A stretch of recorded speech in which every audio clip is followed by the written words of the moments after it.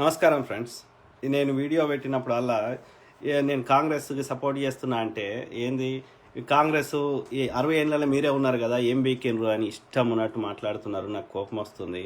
So అట్లాంటి BJP చెత్త నాయకులకి సమాధానం చెప్పాల్సిన అవసరం ఉంది. కాంగ్రెస్ ఏం చేయలేదు 60-70 ఏళ్ళల్లో, అంతా బీజేపీ చేస్తున్నది 6 ఏళ్ళల్లో అని చెప్తున్నారు. సో ఎంత దుర్మార్గులు ఉన్నారు అనేది బాధ అనిపిస్తుంది. ఆ బాధ అనిపించినప్పుడే నాకు ఆన్సర్ చెప్పాల్సిన అవసరం వస్తున్నది. ఓకే, సో 60-70 ఏళ్ళు కాంగ్రెస్ పరిపాలించలేదండి, 55 ఏళ్ళే పరిపాలించింది. ఒక 2 టర్మ్స్ వాజ్పేయి గారు ఒక 5 నుంచి 6 ఏళ్ళు ఉన్నారు. ఓకే, అదేవిధంగా విపి సింగ్ గారు ఉండే మండల్ కమిషన్ అవన్నీ వచ్చిండే, అప్పుడు పెద్ద గొడవలు అయిండే. చంద్రశేఖర్ అని ఒక ప్రధానమంత్రి ఉండే. ఐకే గుజరాల్ అని ఒక ప్రధానమంత్రి ఉండే. దొడ్డేగౌడ దేవేగౌడ ఏదో హెచ్డి దేవేగౌడ అనేటోళ్ళు. ఓకే, ఆయన ఉండే, ఆయన ఎప్పుడు నిద్రపోయేటోడు. ఓకే, ఇట్లా వేరు పార్టీల నుంచి జేడీయూ, నేషనల్ ఫ్రంట్, అదేవిధంగా ఈ యొక్క బీజేపీ, వీళ్ళు కూడా ఉండే 73 ఏళ్ళ స్వతంత్రంలో 1947 నుంచి ఇది వచ్చినప్పుడు మొత్తం ఈ 70 ఏళ్ళు కాంగ్రెస్ లేదు, బీజేపీ చెత్తనాయాలరా. ఓకే, 73 ఏళ్ళు అయింది 1947 నుంచి ఇప్పటి వరకు. ఓకే, 73 ఏళ్ళ స్వతంత్రం వచ్చిన తర్వాత, ఇండిపెండెన్స్ వచ్చినాక 55 ఏళ్ళే కాంగ్రెస్ పరిపాలన చేసింది. ఓకే, మిగతా ఎన్ని 18 ఏళ్ళు మిగతా పార్టీలు ఉండే కదా. 18 కదా, రైట్, 18 ఏళ్ళు వేరే పార్టీలు ఉండే. 55 ఏళ్ళు మాత్రమే కాంగ్రెస్ పరిపాలించింది. ఓకే, అందులో ఒక్క కుటుంబమే పరిపాలించలేదు. నెహ్రూ గారు 16 ఏళ్ళు ఉండే. ఓకే, అది కూడా అప్పుడు ఎలక్షన్స్ జరిగినాయి, ఏం రాజరికం లెక్క చేయలే. అప్పుడు కూడా ఈ యొక్క బీజేపీకి పేరెంట్ పార్టీ అనేటువంటి జనసంఘ్ ఉండే. ఓకే, ఆ జనసంఘ్ కంటే ముందు హిందూ మహాసభలు ఉండే. ఓకే, సో మీరు దఖరాలు దొబ్బకండి చెత్త నాయలారా. మీరు దేశానికి ఇప్పటివరకు పీకింది ఏం లేదు. వాజ్పేయి గారు ఉన్నప్పుడు పీకింది లేదు, ఇప్పుడు మళ్ళీ 6 ఏళ్లలో పీకింది లేదు. పొద్దుగాలేస్తే అబద్ధాలు చెప్పడం తప్ప ప్రజల జీవితాల్లో మార్పు చేసింది లేదు. గాడిది కొడుకులారా, ఇది బీజేపీ చెత్త నాయకు కొడుకు చెప్పడానికి వచ్చిన. ఓకే, 70 ఏళ్ళలో ఏం చేసింది విను. ఓకే, నీకు తెలివి ఉంటే. ఓకే, స్వతంత్రం రావడానికి ఈ హిందూ మహాసభలను పెట్టుకున్నారు ఈ గాడిది కొడుకులు తప్ప, బ్రిటిష్ కింద ఆఫీసర్ లెక్క పనిచేసారు. ఈ చదువుకున్న వాళ్ళు వీళ్ళు లండన్ పోయి బ్యారిస్టర్ చేసి సివిల్ ఐసీఎస్ అని ఉండేది, ఇండియన్ సివిల్ సర్వీస్ అని, మన దగ్గర కండక్ట్ చేయకపోయారు ఎగ్జామ్, లండన్లో కండక్ట్ చేసేవాళ్ళు. అక్కడికి పోయి ఆ ఎగ్జామ్ రాసి వచ్చి వీడికి వచ్చి ఈడ కలెక్టర్గా ఇవన్నీ కలెక్టర్ కాన్సెప్ట్ ఇవన్నీ తెచ్చింది బ్రిటిష్ వాడు. ఓకే, అందులో వానికి అధికారులుగా పనిచేసింది ఈ యొక్క హిందువులే, ఈ జనసంఘులే. వీడెప్పుడు స్వతంత్రం రావాలని కొట్లాడలే, వాళ్ళకి సహకరించింది వీడే. ఓకే, స్వతంత్రం రావాలని ఎప్పుడు కొట్లాడలే, వాని కింద తొత్తులుగా పనిచేసింది వీళ్ళే. ఓకే, బ్రిటిష్ వాని ఆర్మీ కింద పనిచేసింది వీళ్ళే. స్వతంత్రం వీళ్ళందరూ సహకరిస్తే స్వతంత్రం ముందుకు వచ్చేది. ఓకే, ఇండియన్ నేషనల్ కాంగ్రెస్ తరఫున సుభాష్ చంద్రబోస్ గారు కూడా ఇండియన్ నేషనల్ కాంగ్రెస్లోనే ఉండే. తర్వాత స్లో అవుతున్నది, వీడు బ్రిటిష్ వాడు మనం మోసం చేస్తున్నాడు, వీడు చెప్పేది ఒకటి ఉంది, మనకి ఈ అహింసా పద్ధతిలో లేట్ అవుతుంది, వాడు ఇస్తలేడు అని చెప్పి హింసా పద్ధతిలో పోయింది తప్ప, ఆయన కూడా కాంగ్రెస్లో హార్డ్ కోర్ కాంగ్రెస్ వాది. ఓకే, హార్డ్ కోర్ సెక్యులర్ వాదులు వీళ్ళంతా. సో మీరు స్వతంత్రం రావడానికి కష్టపడలేదు. కాంగ్రెస్ ఏం చేసింది అంటే భారతదేశానికి స్వతంత్రం రావడానికి కష్టపడ్డది. అది తెలుసుకోండి గాడిద కొడుకులారా. ఓకే, ముస్లిం లీగ్ అనేటోడు కష్టపడ్డాడు, వాడు ఇవాళ పాకిస్తాన్లో ఉన్నాడు. ఓకే, సుభాష్ చంద్రబోస్ గారు కష్టపడ్డారు, తమ యొక్క ప్రాణాలకు లెక్క చేయకుండా కష్టపడ్డాడు కదా.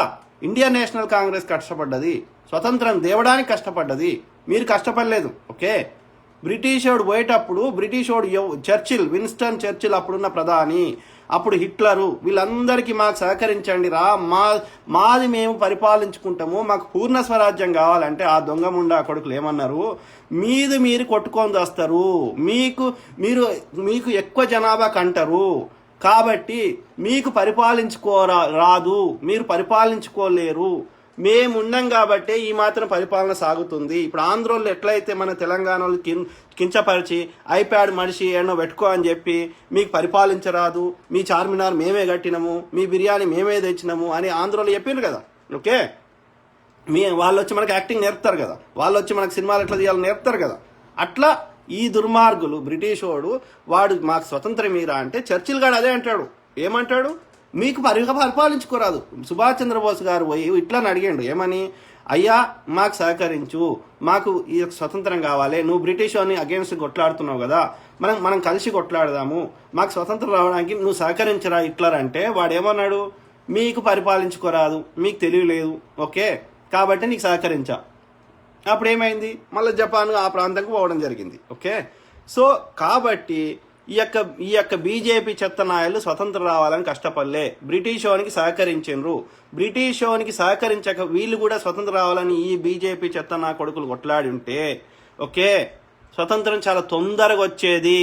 ఓకే, 1857లో ఆ యొక్క ఝాన్సీకి రాణి కొట్లాడినప్పుడు ఆమెకు సహకరించుంటే ఈ యొక్క హిందూ రాజులు ఈ యొక్క బ్రిటిష్ వారికి తొత్తులుగా మారకుంటే ఈ నిజాం గాడు కానీ లేకపోతే అప్పుడున్న సింధియాలు కానీ అప్పుడున్న ఎవరైతే సోకాల్డ్ హిందువులు బ్రిటిష్ వారికి సహకరించకపోతే 1857లోనే మనకి స్వతంత్రం వచ్చేది. ఓకే, ఫస్ట్ స్వతంత్ర సంగ్రామం జరిగింది కదా, తాంతియా తోపే, ఝాన్సీ లక్ష్మీబాయి వాళ్ళు ఈ దుర్మార్గులే బ్రిటిష్ వారికి సహకరించిండ్రు. ఎక్కడ చేసిండ్రా మీరు దేశ సేవ, ఎక్కడ చేసిండ్రు? అయినప్పటికీ నెహ్రూ గారు మంచితనంతో 13 మంది క్యాబినెట్ ఏర్పాటు చేసి ఏది మన స్వతంత్రం వచ్చినాక అంబేద్కర్ గారిని, కాంగ్రెస్కు బద్ద విరోధి అయిన అంబేద్కర్ గారిని తీసుకొని వచ్చి ఫస్ట్ లా మినిస్టర్ చేసి ఆయనకు రాజ్యాంగ రచన కమిటీకి అధ్యక్షుని చేసి 200 మందిని రాజ్యాంగ కమిటీలో నియమించి ఆయనకు ఒక కీ బాధ్యత అప్పచెప్పి అట్లనే శ్యామ్ ప్రసాద్ ముఖర్జీ అని హార్డ్ కోర్ హిందూ మహాసభలు కండక్ట్ చేసిన తీసుకొచ్చి ఆయనకు మినిస్టర్ ఇచ్చాడు. ఇట్లా 5గురిని కాంగ్రెస్ బద్ద వ్యతిరేకులను తీసుకొచ్చి ఇచ్చిండు. మీరు చెప్తారు ఇప్పుడు ఆయన అవసరం ఉండి ఇచ్చిండు, ఇస్తే మరి బీజేపీ ముండా కొడుకులారా మీరున్నారు కదా, మీరు కాంగ్రెస్ వానికి అధికారం ఇవ్వండి. ఇప్పుడు కాంగ్రెస్ అధికారం ఉన్నప్పుడు వాజ్పేయి గారిని యునైటెడ్ నేషన్స్కి మన భారతదేశం తరఫున రిప్రజెంటేటివ్గా పంపడం జరిగింది. ఓకే, వాజ్పేయి గారికి ఏదో సర్జరీ అవసరం ఉంటే రాజీవ్ గాంధీ గారు సహకరించారు. ఇదే అండి నెహ్రూ గారి టైంలో వాజ్పేయి గారిని యునైటెడ్ నేషన్స్ పంపడం జరిగింది భారతదేశం తరఫున, అపోజిషన్ పార్టీ అయినప్పటికీ. సో ఇది అండి నెహ్రూ గారి టైంలో అపోజిషన్ బద్ద వ్యతిరేకులను కూడా తీసుకొచ్చి మినిస్టర్లు చేశారు. ఓకే, మరి మీరు కూడా అట్లా మీకు అట్లాంటి భావన లేదు కదా, అప్పుడు అవసరం ఉండి చేశారు కదా.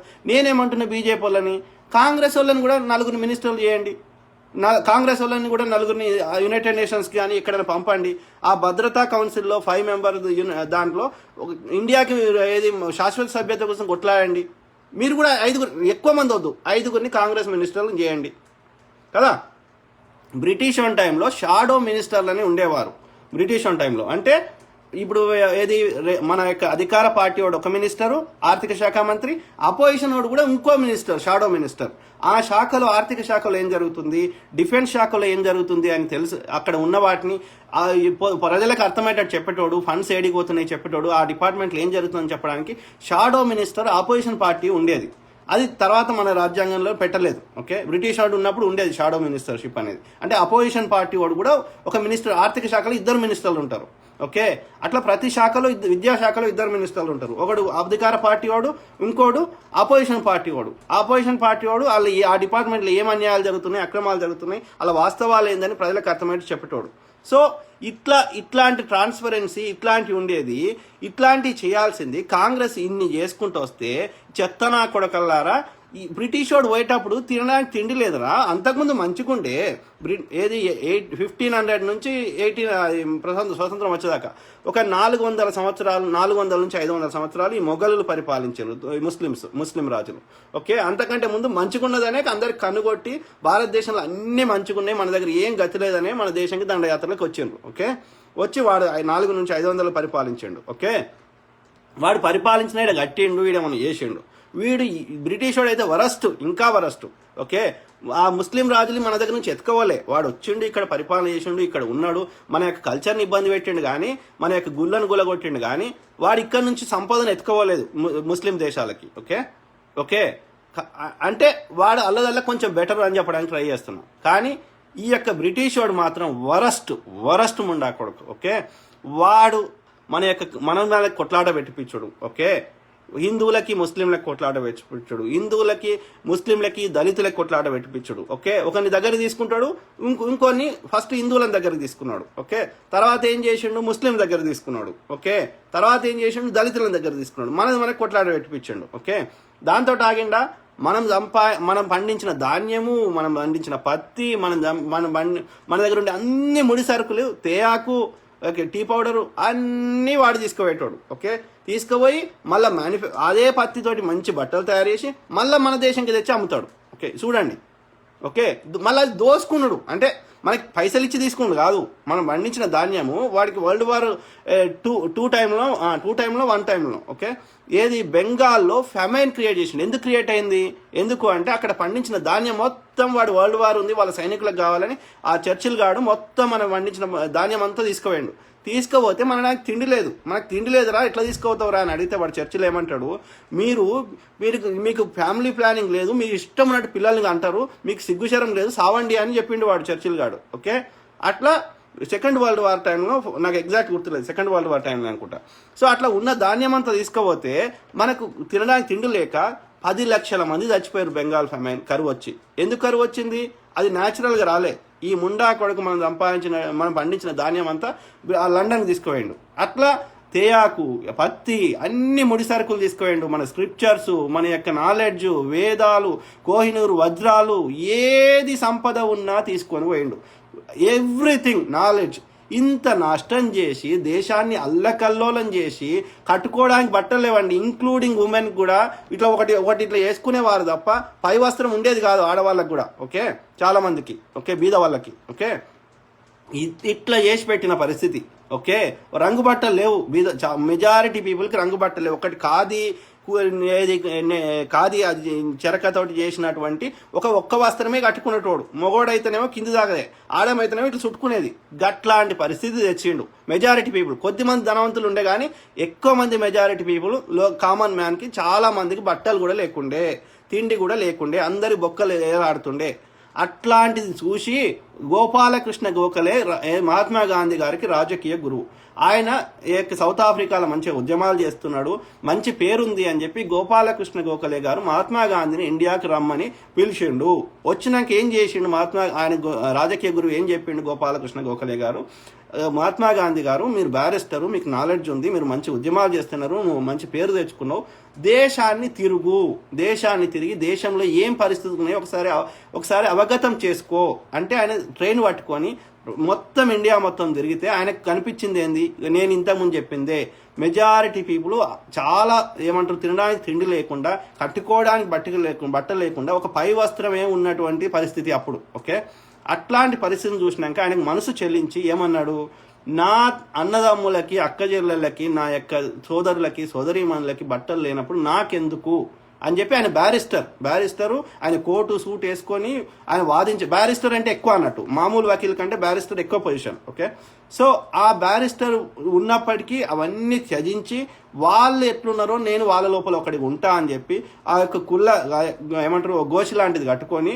ఆయన వాళ్ళ లోపల ఒకటి కలిసి, మహాత్మా గాంధీ గారు రాకముందు చాలా మంది కొట్లాడారు స్వతంత్రం కావాలని. ఓకే కానీ దాన్ని పబ్లిక్ సపోర్ట్ వచ్చేటట్టు చేసి, పబ్లిక్ లెక్క మాకందరికీ స్వతంత్రం కావాలనే ప్రేరణ క్రియేట్ చేసి, ఆ విధంగా ప్రజలందరినీ ఐకమత్యం చేసి నా వ్యక్తి మహాత్మా గాంధీ గారు.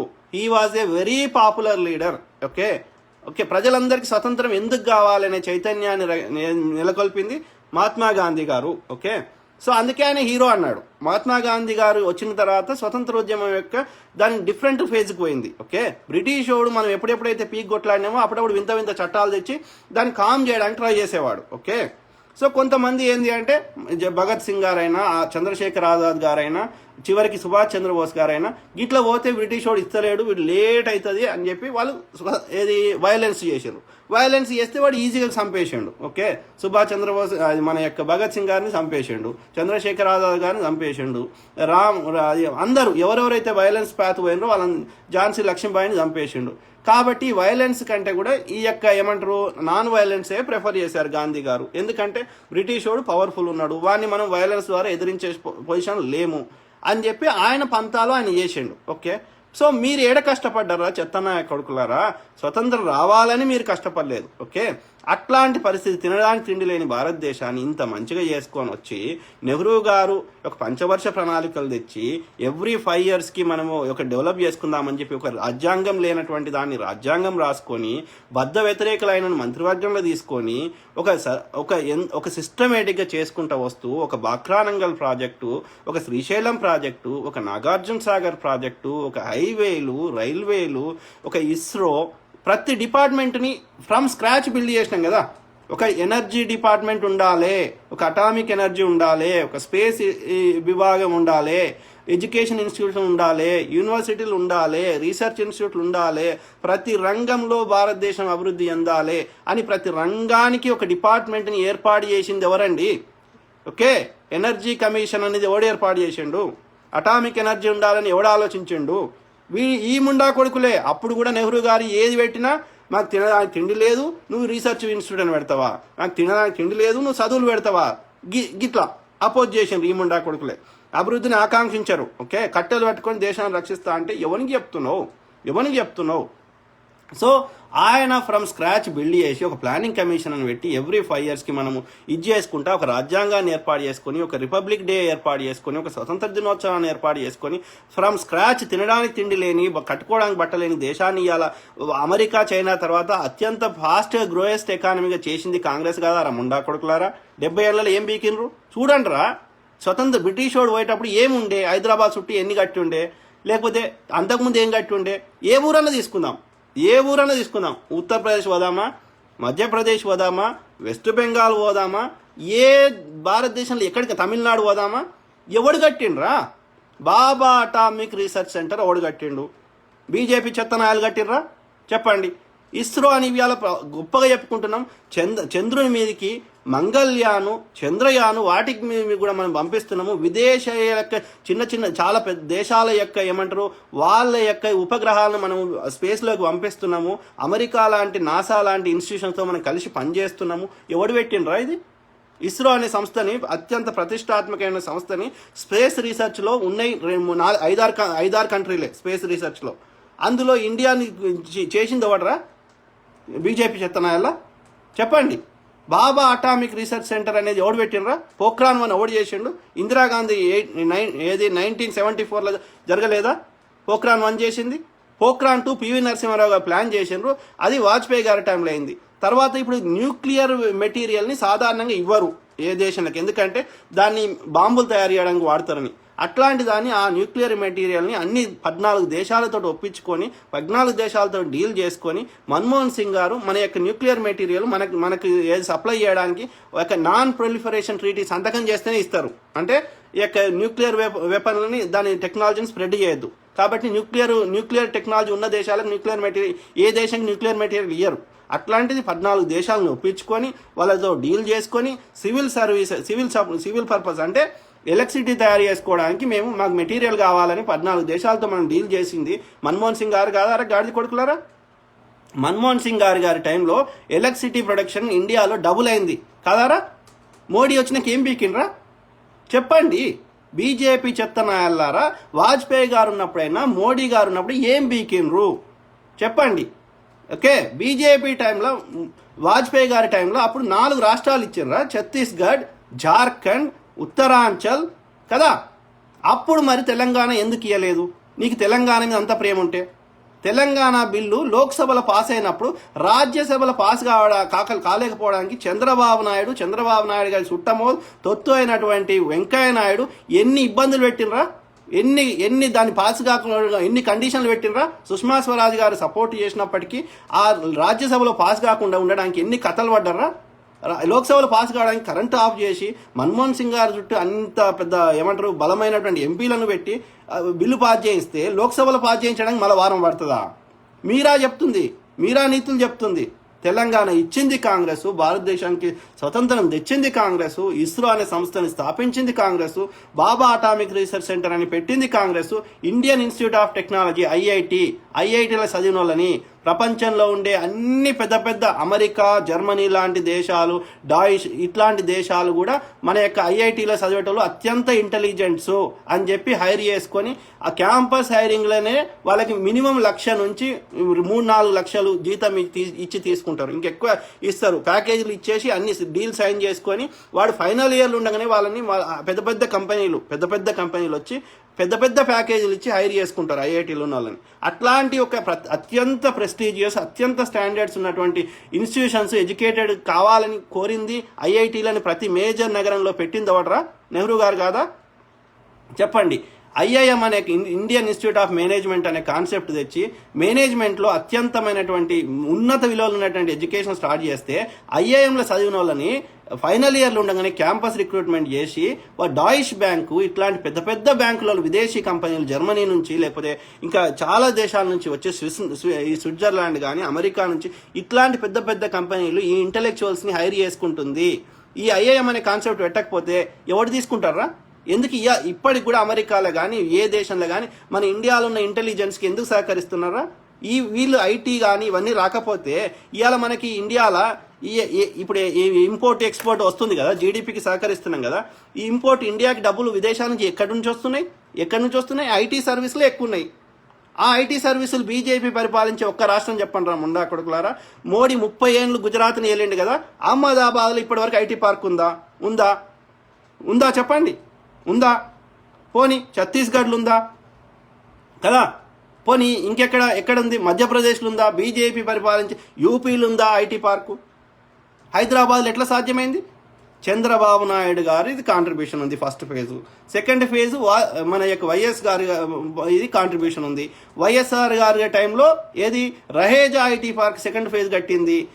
అట్లీస్ట్ 1000 కంపెనీలు అమీర్పేటలో అక్కడ మన మైత్రివనంలో చిన్న చిన్న కంపెనీలు ఉన్నాయి. టెక్ మహీంద్రా, సత్యం కంప్యూటర్స్ అట్లాంటి ఒక 1000 కంపెనీలు మనకి హైదరాబాద్లో ఎస్టాబ్లిష్ కావడానికి రాజశేఖర రెడ్డి గారు కాంగ్రెస్ హయాంలో జరగలేదారా? ఈ వాస్తవాలు మారాయి కదా. ఈ ఐటీ వాళ్ళు ఎక్కువ ఉంటారు, ఇక్కడ జనాభా పెరుగుతుంది. ఈ జనాభాకి తగినట్టుగా ట్రాఫిక్ ఇవన్నీ ఇబ్బందులు అవుతాయి కాబట్టి మనకు ఔటర్ రింగ్ రోడ్ కట్టుకుంటే ఈ యొక్క మెయిన్ ట్రాఫిక్ సమస్య పోతుంది, కాస్మోపాలిటన్ సిటీని అవుతుంది అని ఔటర్ రింగ్ రోడ్ కట్టింది కాంగ్రెస్ కాదా? చెప్పండి కదా. ఇక్కడ జనాభాకి తగ్గట్టుగా ఇప్పుడు మోడర్న్ ఇంటర్నేషనల్ స్టాండర్డ్స్ ఉండేటువంటి ఎయిర్పోర్ట్లు కావాలని చెప్పి దేశం మొత్తంలో అన్ని ఎయిర్పోర్ట్లు 5 ఎయిర్పోర్ట్లు ఓకే. మన యొక్క చెన్నైలో ఎయిర్పోర్టు, మన యొక్క ముంబైలో ఎయిర్పోర్ట్ ఛత్రపతి శివాజీది, అదేవిధంగా మన యొక్క రాజీవ్ గాంధీ ఇంటర్నేషనల్ ఎయిర్పోర్టు, అదేవిధంగా ఇందిరాగాంధీ ఇంటర్నేషనల్ ఎయిర్పోర్ట్ ఢిల్లీలో, ప్రతి మేజర్ సిటీలో అన్నిటినీ ఇంటర్నేషనల్ స్టాండర్డ్స్లో రెనోవేట్ చేసింది మన యొక్క మన్మోహన్ సింగ్ గారి టైంలో కాదా? అంటే తిండి తినుకుంటా అమ్మ పాలు తాక్కుంటా నేను పాలే తాగలేదని అనే ముండా కొడుకులు ఈ పాలు ఇయ్యలేదు ఈ తల్లి అని ఆ తల్లి రొమ్మును కుద్దే నాకు బూతులు వస్తున్నాయి. కానీ అంత కాదు, ఐఐటీలు కట్టినవి కనిపిస్తలేవు, నవోదయ విద్యాలయాలు కనిపిస్తలేవు, ఔటర్ రింగ్ రోడ్ కనిపిస్తలేదు మీకు. నువ్వు ఏ రింగ్ రోడ్ మీద పోతావో బీజేపీ చెత్తల నా కొడుకులారా, కనిపిస్తలేదా ఔటర్ రింగ్ రోడ్? ఎయిర్పోర్ట్ కనిపిస్తలేదా బీజేపీ చెత్త నా కొడుకులారా? మీరు దాని మీద పోతుంటావు. పివి నరసింహరావు ఎక్స్ప్రెస్ వే కనిపిస్తలేదా? కాదు, నవోదయ విద్యాలయం అనే కాన్సెప్ట్ తెచ్చింది ఎవడరా? కాంగ్రెస్ కాదా? కాదు, మీ బీజేపీ ముండా కొడుకులారా ఏం చేసిర్రు? మీ వల్ల దేశానికి బాగుపడ్డది ఏంది? ఉస్మానియా యూనివర్సిటీ పోతే అక్కడ సిసిఎంబి అని ఉంటుంది, సెల్యులార్ మైక్రోబయాలజీ మీద రీసెర్చ్ ఇన్స్టిట్యూషన్. ఎవడు కట్టినరా? అసలు ఈ యొక్క ఐటీఐఆర్ ప్రాజెక్ట్ తేవడానికి శతవిధాల ప్రయత్నం చేస్తే దాన్ని క్యాన్సిల్ చేసింది బీజేపీ ముండా కొడుకులు కాదా? హైదరాబాద్ ఇంకా చాలా డెవలప్ కాకపోతున్నాయి. ఐటీఐఆర్ ప్రాజెక్ట్ వస్తే లక్షల ఉద్యోగాలు రాకపోతుండేనా? ఎందుకు ఇస్తలేరు? బీజేపీ ముండా కొడుకులారా మీరు కాదా క్యాన్సిల్ చేసింది ఐటీఆర్ ప్రాజెక్టు? ఎవరికి చెప్తున్నారా? మీరు చేసింది లేదు, పీకింది లేదు, చేసినోని మీద బురదలుతారా నండి కొడుకులారా? కాదు, మీరు మీడియాని కంట్రోల్ చేసుకుంటా, పైసలు వంచుకుంటా, ఎమ్మెల్యేలను కొనుక్కుంటా, ప్రజాస్వామ్యాన్ని కూని చేసుకుంటా కాంగ్రెస్ ఓటేస్తే పార్టీ మారుతారా? ఏ పార్టీలకు మారుతున్నారా వాళ్ళు?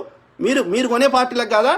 గోవాలో ఓడుకున్నారా మీరు కాదా బీజేపీ వాళ్ళు? కర్ణాటకలో ఓడుకున్నారా? కాంగ్రెస్ జేడీయూ ఏర్పడితే ఓడుకున్నారా ఎమ్మెల్యేలని? బీజేపీ కాదా? మీరు ప్రజాస్వామ్యాన్ని కూని చేసుకుంటా అధికారంలో కూర్చుండేటందుకు ప్రజల యొక్క సొమ్ముని ప్రజలకు ఖర్చు పెడతావని, ఐఐటీలు కడతావని, ఎయిర్పోర్ట్లు కడతావని, వరంగల్లో ఒక ఎయిర్పోర్ట్ తెస్తావని, ఖమ్మంలో ఒక ఎయిర్పోర్ట్ తెస్తావని కదా, ఇచ్చేస్తావని. నువ్వేమో అధికారంలో వండుకుంటా, నువ్వేమో ప్రతిపక్షం లెక్క కేసీఆర్ని తిడితే మేము చూసుకుంటూ కూర్చుంటామా? వాడు చిల్లరన వారేస్తుర్రా, మీరు అది కూడా వారేస్తలేరు. వాళ్ళ దగ్గర ఉన్నదే 1,82,000 కోట్లే, నీ దగ్గర ఉన్నది 22,46,000 కోట్ల బడ్జెట్. ఓకే, ఇన్కమ్ ట్యాక్స్ మొత్తం పోయేది కేంద్ర ప్రభుత్వానికి కదా, జిఎస్టీ పోయేది కేంద్ర ప్రభుత్వానికి. మా దగ్గర నుంచి పైసలు తీసుకొని మాకు ఒక్క పైస ఇచ్చింది లేదు, వరద సాయం చేసింది లేదు, చలాన్లు కట్టింది లేదు, నువ్వు అభివృద్ధి చేసింది లేదు. నువ్వు ప్రతిపక్షం లెక్క కేసీఆర్ని తిడతా అంటే నువ్వు తీసుకురా, నువ్వు కేంద్రం నుంచి తీసుకురా. ఇవిరా కాంగ్రెస్ చేసింది. ఈసీఐ లోడ్ పెట్టినరా బీజేపీ చెత్తనాయ కొడుకులారా. ఈసీఐఎల్ అనే సంస్థని ఎలక్ట్రానిక్స్ మీద కూడా మనకి రీసెర్చ్ ఉండాలి, ఎలక్ట్రానిక్స్ రంగంలో కూడా మనం అభివృద్ధి జరగాలని చెప్పి ఎవడు పెట్టిండు? కాంగ్రెస్ కాదా? ఇక్రిసాటు వ్యవసాయ రంగంలో మనం యొక్క రీసెర్చ్ చేసి వ్యవసాయ రంగంలో వినూత్నమైన వంగడాలు తీసుకురావాలి, మంచి రీసెర్చ్ చేయడానికి ఇక్రిసాట్ అనే సంస్థను పెట్టింది ఒకటరా కాంగ్రెస్ కాదా? కాదు. డిఫెన్స్లో కూడా మనం రీసెర్చ్ చేసి రకరకాల లైట్ వెయిట్లో మనం ఏది డిఫెన్స్ సంబంధించినటువంటి విమానాలు కానీ డిఫెన్స్ సంబంధించినటువంటి ఆయుధాలు కానీ మనం తయారు చేసుకోవాలి, మన ఆర్మీని పటిష్టం చేసుకోవాలని చెప్పి డిఫెన్స్ రీసెర్చ్ సంబంధించి డిఆర్డిఓ కానీ డిఆర్డిఎల్ కానీ పెట్టింది కాంగ్రెస్ కాదా? ముండా కొడుకులారా, మీరా పెట్టింది? ఏరోనాటిక్స్లో మనకి విమాన రంగంలో మనం అభివృద్ధి జరగాలని చెప్పి హిందుస్థాన్ ఏరోనాటికల్ అనే లిమిటెడ్ అనే సంస్థను హెచ్ఏఎల్ స్థాపించింది కాంగ్రెస్ కాదా? ముండా కొడుకులారా. Bharat heavy electrical limited electric రంగంలో కూడా మనం అభివృద్ధి చెందాలి, మోటార్లు తయారు చేయాలి అని చెప్పి ఈ యొక్క మనం లిఫ్టులు ఎత్తడానికి అన్నిటికీ మోటార్లు కావాలి, జనరేటర్లు కావాలని చెప్పి భారత్ హెవీ ఎలక్ట్రిక్ లిమిటెడ్ అని బిహెచ్ఎల్ అనే కాన్సెప్ట్ తీసుకొచ్చి ప్రతి మేజర్ నగరాల్లో బిహెచ్ఎల్ తెచ్చింది కాంగ్రెస్ కాదా? ముండా కొడుకులారా. అన్నం తినుకుంటా ఎట్లా మాట్లాడుతున్నారా? ఇవన్నీ కనిపిస్తలేవారా? ఇవన్నీ రాకపోతే హైదరాబాద్ చుట్టూ హెచ్ఏఎల్ రాకపోతే, బిహెచ్ఎల్ రాకపోతే, ఇక్రిసాట్ రాకపోతే, ఈసీఐఎల్ రాకపోతే, ఇట్లా రాకపోతే, ఈ ఐటీ కంపెనీ రాకపోతే హైదరాబాద్ ఏం పాడైందిరా? ఓల్డ్ సిటీ ఉంటుంది, నిజాం కట్టినటువంటి ఓల్డ్ సిటీ ఉంటుంది, పలక్నుమా ప్యాలెస్ ఉంటుంది, చార్మినార్ ఉంటుంది, సాలార్ జంగ్ మ్యూజియం ఉంటుంది, లేకపోతే హైకోర్టు ఉంటుంది. వాటితోటి మన హైదరాబాద్లో ఇన్కమ్ పెరిగిందా? హైదరాబాద్ ఏమైనా డెవలప్ అయిందా? హైదరాబాద్ కాస్మోపాలిటన్ సిటీ అయిందా? ఇవన్నీ గడితేనే రకరకాల వాళ్ళు హైదరాబాద్లో వచ్చి ఉండడం స్టార్ట్ చేసిండ్రు. విదేశీయులు వచ్చిండ్రు, నార్త్ ఇండియా నుంచి వచ్చిండ్రు. రావడం వల్ల హైదరాబాద్ యొక్క ఏమంటారు జనాభా పెరిగింది, హైదరాబాద్ నుంచి వచ్చే రెవెన్యూ పెరిగింది, అన్ని ప్రాంతాల నుంచి రావడం వల్ల కాస్మోపాలిటన్ సిటీ అయింది. ఇవాళ హైదరాబాద్ ఒక ఇంటర్నేషనల్ స్టాండర్డ్ సిటీ అయింది. అందులో ఇన్కమ్ పెరిగింది, రెవెన్యూ పెరిగింది. హైదరాబాద్లో రెవెన్యూ జనరేట్ కావడానికి, మన హైదరాబాద్ డెవలప్ కావడానికి కాంగ్రెస్ ఇన్ని చేస్తే ముండా కొడుకులారా ఇవాళ వచ్చిన పైసలు మీరు తినడానికి ఇవాళ అబద్ధాలు చెప్తారా? కాదు, నిజం చెప్పి ఓటాడుకునరా? మీరు ఏం బీకిండ్రు, మీరు ఏం చేస్తారు చెప్పి ఓటాడుకుని ముండా కొడుకులారా. మతం తిండి పెట్టని మతం గురించి ఎందుకురా? ఏడిపోతారు ముస్లిమ్స్, క్రిస్టియన్స్, అన్య హిందువులు కాకుండా మిగతా వాళ్ళవన్నీ ఏడిపోతారు. మీరు మతం పొద్దుగాలు చేస్తే మతం తీసుకొని వస్తారు, ఏడిపోతారు వాళ్ళు అంటే చంపేస్తారు వాళ్ళని. ఇప్పుడు వాడిని ఓటింగ్ రైట్ తీసేస్తాం ముస్లిం వానికి ఎన్ఆర్సీ అని తెచ్చినాక వాళ్ళు ఏడిపోవాలి? ఇండియాలో ఉండొద్దా? వాళ్ళు ఉండొద్దా? వందల వేల అంటే చంపేస్తారు వాళ్ళని. ఏ దేశపోడు తీసుకోడు. ఇప్పుడు ముస్లిమ్స్ని పాకిస్తాన్కి పంపిస్తే తీసుకుంటాడా? సౌదీ అరేబియా పంపిస్తే తీసుకుంటాడా? వాళ్ళు ఇండియాలో ఉండాలి కదా. ఉండాలంటే మరి వాడి అందరి పౌరుల లెక్క వాళ్ళు కూడా ఉండాలి కదా. మరి ఏడిపోతారు మీరు? ఒక ఎవడో యాదవ్ వాడు వీడు ఎవడో ఈ యొక్క చిల్లర అంటే అందరిని అంటలేను, ఎవడైతే బీజేపీకి హార్డ్ కోర్ మే మతం పేరు సమర్థించేటోళ్ళు, ఏమాత్రం చదువు లేనోళ్ళు, ఏమాత్రం ఇంగిత జ్ఞానం లేను, భారత్ మాతాకి జయ అని ఈ యొక్క కత్తులు పట్టుకొని ఏదో దేశభక్తి అని చెప్పేటోళ్ళు, హిందువు ఆ యొక్క హార్డ్ కోర్ హిందువులు అని చెప్పుకునేటోళ్ళు, నేను హార్డ్ కోర్ హిందువుని అట్లా అని చెప్పి నేను నా హిందూ మతం అని ఏదైతే చెప్తున్నామో పరమత సహనము అందరినీ అన్నదమ్ముల లెక్క చూడమని చెప్పింది. కానీ ఒకరి మీద ఒకరి కాదు, మనం కలిసి ఉండాలనుకుంటున్నప్పుడు ఒకటే దేశంలో మనం అందరం కలిసి హిందువులైనా ముస్లింలైనా ఉండాలన్నప్పుడు అన్నదమ్ములే కలిసి ఉంటామా? వాళ్ళు ఏడిపోతారు చెప్పండి, మీరు చెప్పండి మిత్రులారా. ముస్లిమ్స్ అయినా క్రిస్టియన్స్ అయినా మన దేశంలో ఉన్న వాళ్ళు ఏడిపోతారు. మనం హిందువుల రాజ్యము హిందువులమే అంటే వాళ్ళు ఏడిపోతారు. ఉండొద్దా ఇండియాలో? ఉన్నప్పుడు కలిసిమెలిసి ఉండాలనుకుంటామా? రోజు కొట్టుక కావాలనుకుంటామా? కొట్టుకేస్తే ఎవడన్నా వస్తాడా? ఇన్వెస్టర్ వస్తాడా? కొట్టుకేదా చెప్పులు వేస్తే ఏమన్నా అభివృద్ధి జరుగుతుందా? కొట్టుకేదా చెప్పులు వేస్తే ఏమన్నా ఇది అవుతుందా? హైదరాబాద్ ఇంకా జీడిపి చూడండి, బీజేపీ వచ్చినాక పాజిటివ్ ఉన్నదాన్ని -23కి ష్రింక్ అయింది. జీడిపి అంటే ఏంది? ఆ యొక్క గ్రోస్ డొమెస్టిక్ ప్రోడక్ట్ అంటే ఆ దేశం యొక్క ఆర్థిక పరిస్థితులు ఏంది అని చెప్పడానికి కొలమానం. ఎన్ని ఉద్యోగాలు వస్తున్నాయి, వాళ్ళ యొక్క ఇన్కమ్ ఏముంది, గవర్నమెంట్ ఎక్కడ స్పెండ్ చేస్తుంది, అన్నిటినీ క్యాలిక్యులేట్ చేసి దాని ఆధారంగా ఒక నంబరు తీసుకొని వచ్చేది జీడిపి అంటారు. మన యొక్క ఇండియా జీడిపి ఒక 2 ట్రిలియన్స్ వరకు ఉంది. మనతో పోలిస్తే 2 ఉంది. ఓకే, ఏది డాలర్స్. అది అమెరికా యొక్క జీడిపి $20 ట్రిలియన్ ఉంది. మనకంటే 10 times ఎక్కువ ఉంది. ఎకానమీ పెద్దగా ఉంది అంటే అన్ని ఎక్కువ, వాళ్ళకి వచ్చేది ఎక్కువ ఉంది. ఇంపోర్ట్స్ తక్కువ ఉండాలి, ఎక్స్పోర్ట్స్ ఎక్కువ ఉండాలి. సో ఇట్లా ప్రతి రంగాల అభివృద్ధి చేసుకొని వస్తే ఒక పివి నరసింహారావు గారు ఆర్థిక సంస్కరణ తేవడం జరిగింది.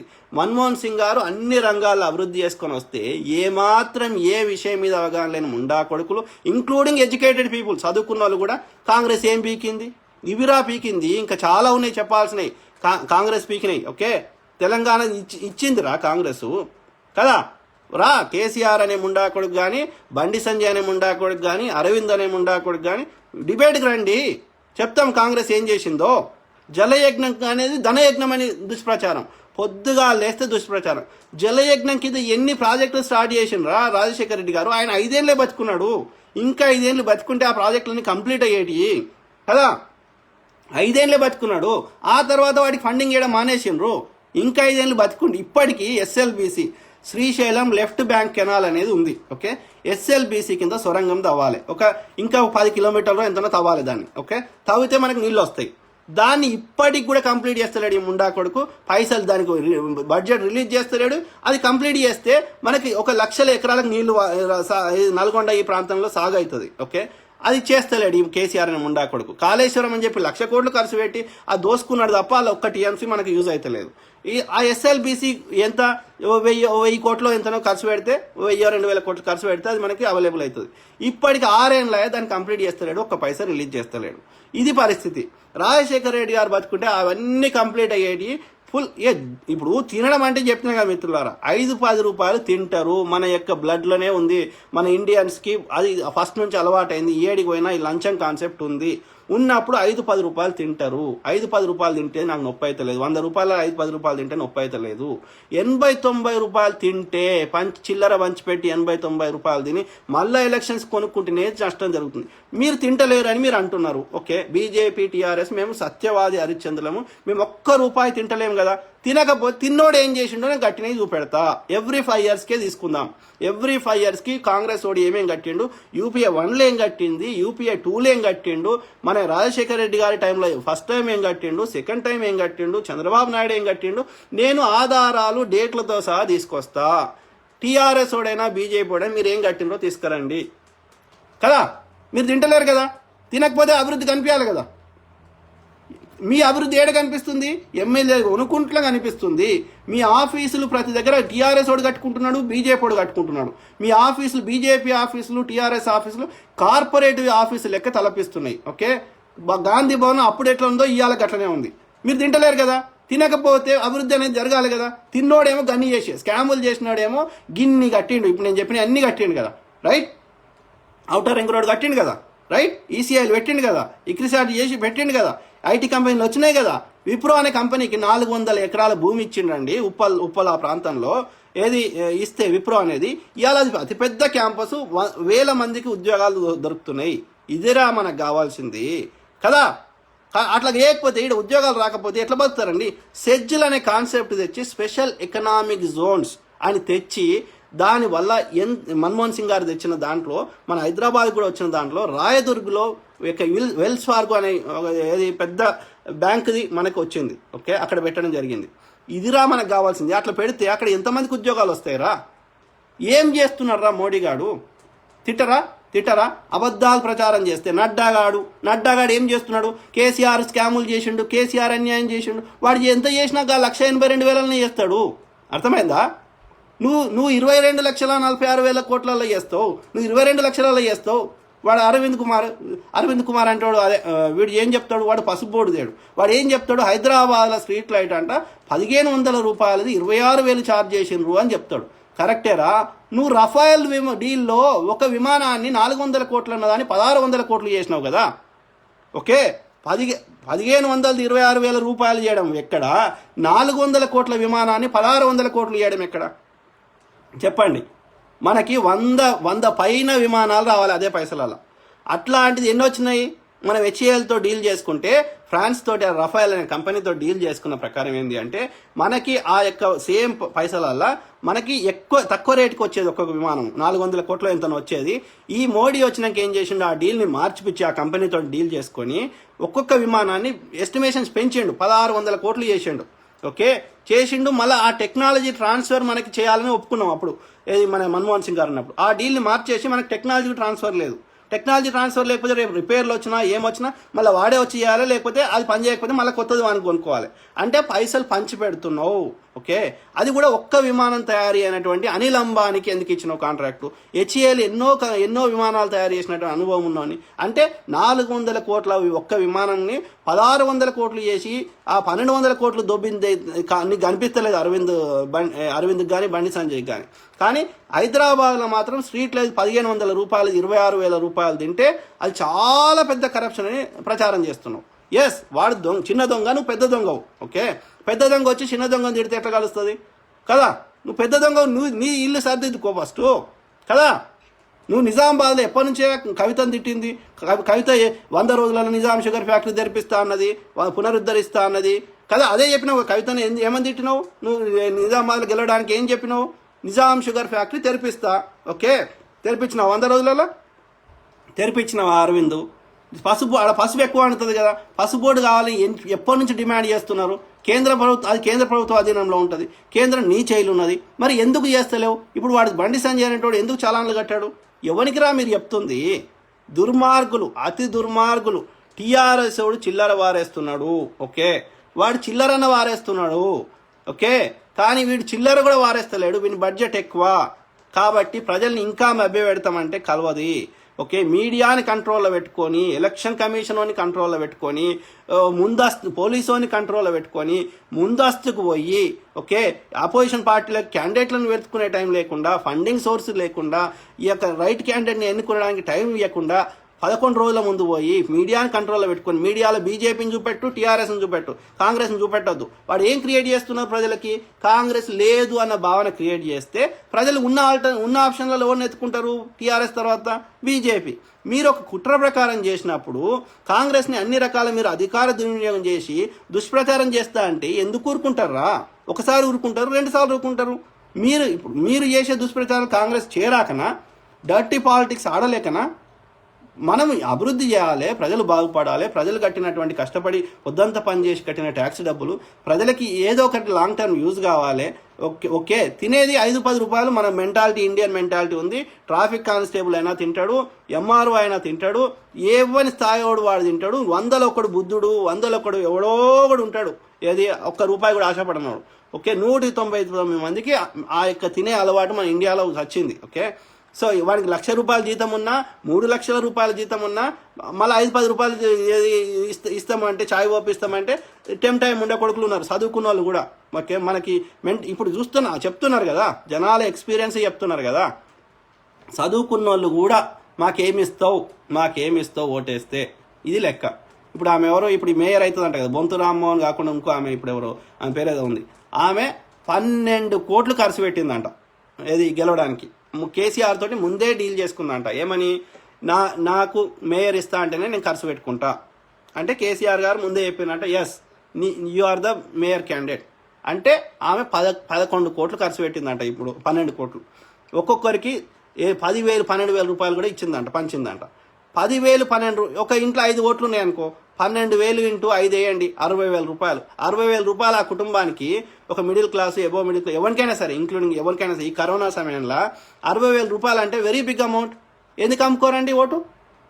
చదువుకున్నోడుగైనా, మిడిల్ క్లాస్ ఎవడైనా, ఎబో మిడిల్ క్లాస్ ఎవడైనా, సాఫ్ట్వేర్ ఇంజనీర్ అయినా అమ్ముకుంటున్నాడు. ఇప్పుడు 12 కోట్లు ఖర్చు పెట్టినామే, రేపు మేయర్ అయితే 100 కోట్లు సంపాదించదామే. 15,000 కోట్ల బడ్జెట్లో 100 కోట్లు సంపాదించదామే. ఉట్టినే ఖర్చు పెడతా, 12 కోట్లు వారవోసుకుంటుందామే? చెప్పండి. సో ఎలక్షన్స్ ఫేర్ ఎక్కడ జరుగుతున్నాయి? ఇప్పుడు చదువుకున్నోడు కూడా 10,000 12,000 ఓటు అమ్ముకుంటే, ఓకే, బీదోడు వాడు 1,000కి 2,000కి 3,000కి అమ్ముకుంటే, ఓకే, ఇవాళ ఫేర్ ఎలక్షన్స్ ఎక్కడ జరిగినాయి? 70-80% ఓటింగ్ శాతం మినిమం అయితే ఓకే, అట్లీస్ట్ ప్రజలందరూ ఓటేసిందని సంతృప్తి ఉంటుంది. ఈ 30% అంటే 70 మంది ఓటేయరు. ఆ 30%లో 3 పార్టీలు పంచుకుంటే అల్లదల్ల ఎక్కువ వచ్చినోడు అంటే 9, 10, 12%, 110 మంది ఓటేస్తే గెలిచినోడు ఆడ మేయర్ అవుతాడు, గెలిచినోడు కార్పొరేటర్ అవుతాడు, గెలిచినోడు ఎమ్మెల్యే అవుతాడు. ఎవడు గెలుస్తాడు? చదువుకున్నోడు ఓటేస్తలేడు, చదువుకున్నోడు ఓటు అమ్ముకుంటున్నాడు, చదువు రానోడు ఓటు అమ్ముకుంటున్నాడు. ఆ ఓటు ఇచ్చినోడు ఎవడు? వాడు వాని పైసలు కానీ, ఎవడ పార్టీ ఫండింగ్ కానీ, ఏదో ఒక రకమైన ఫండింగ్ వచ్చినవాడు.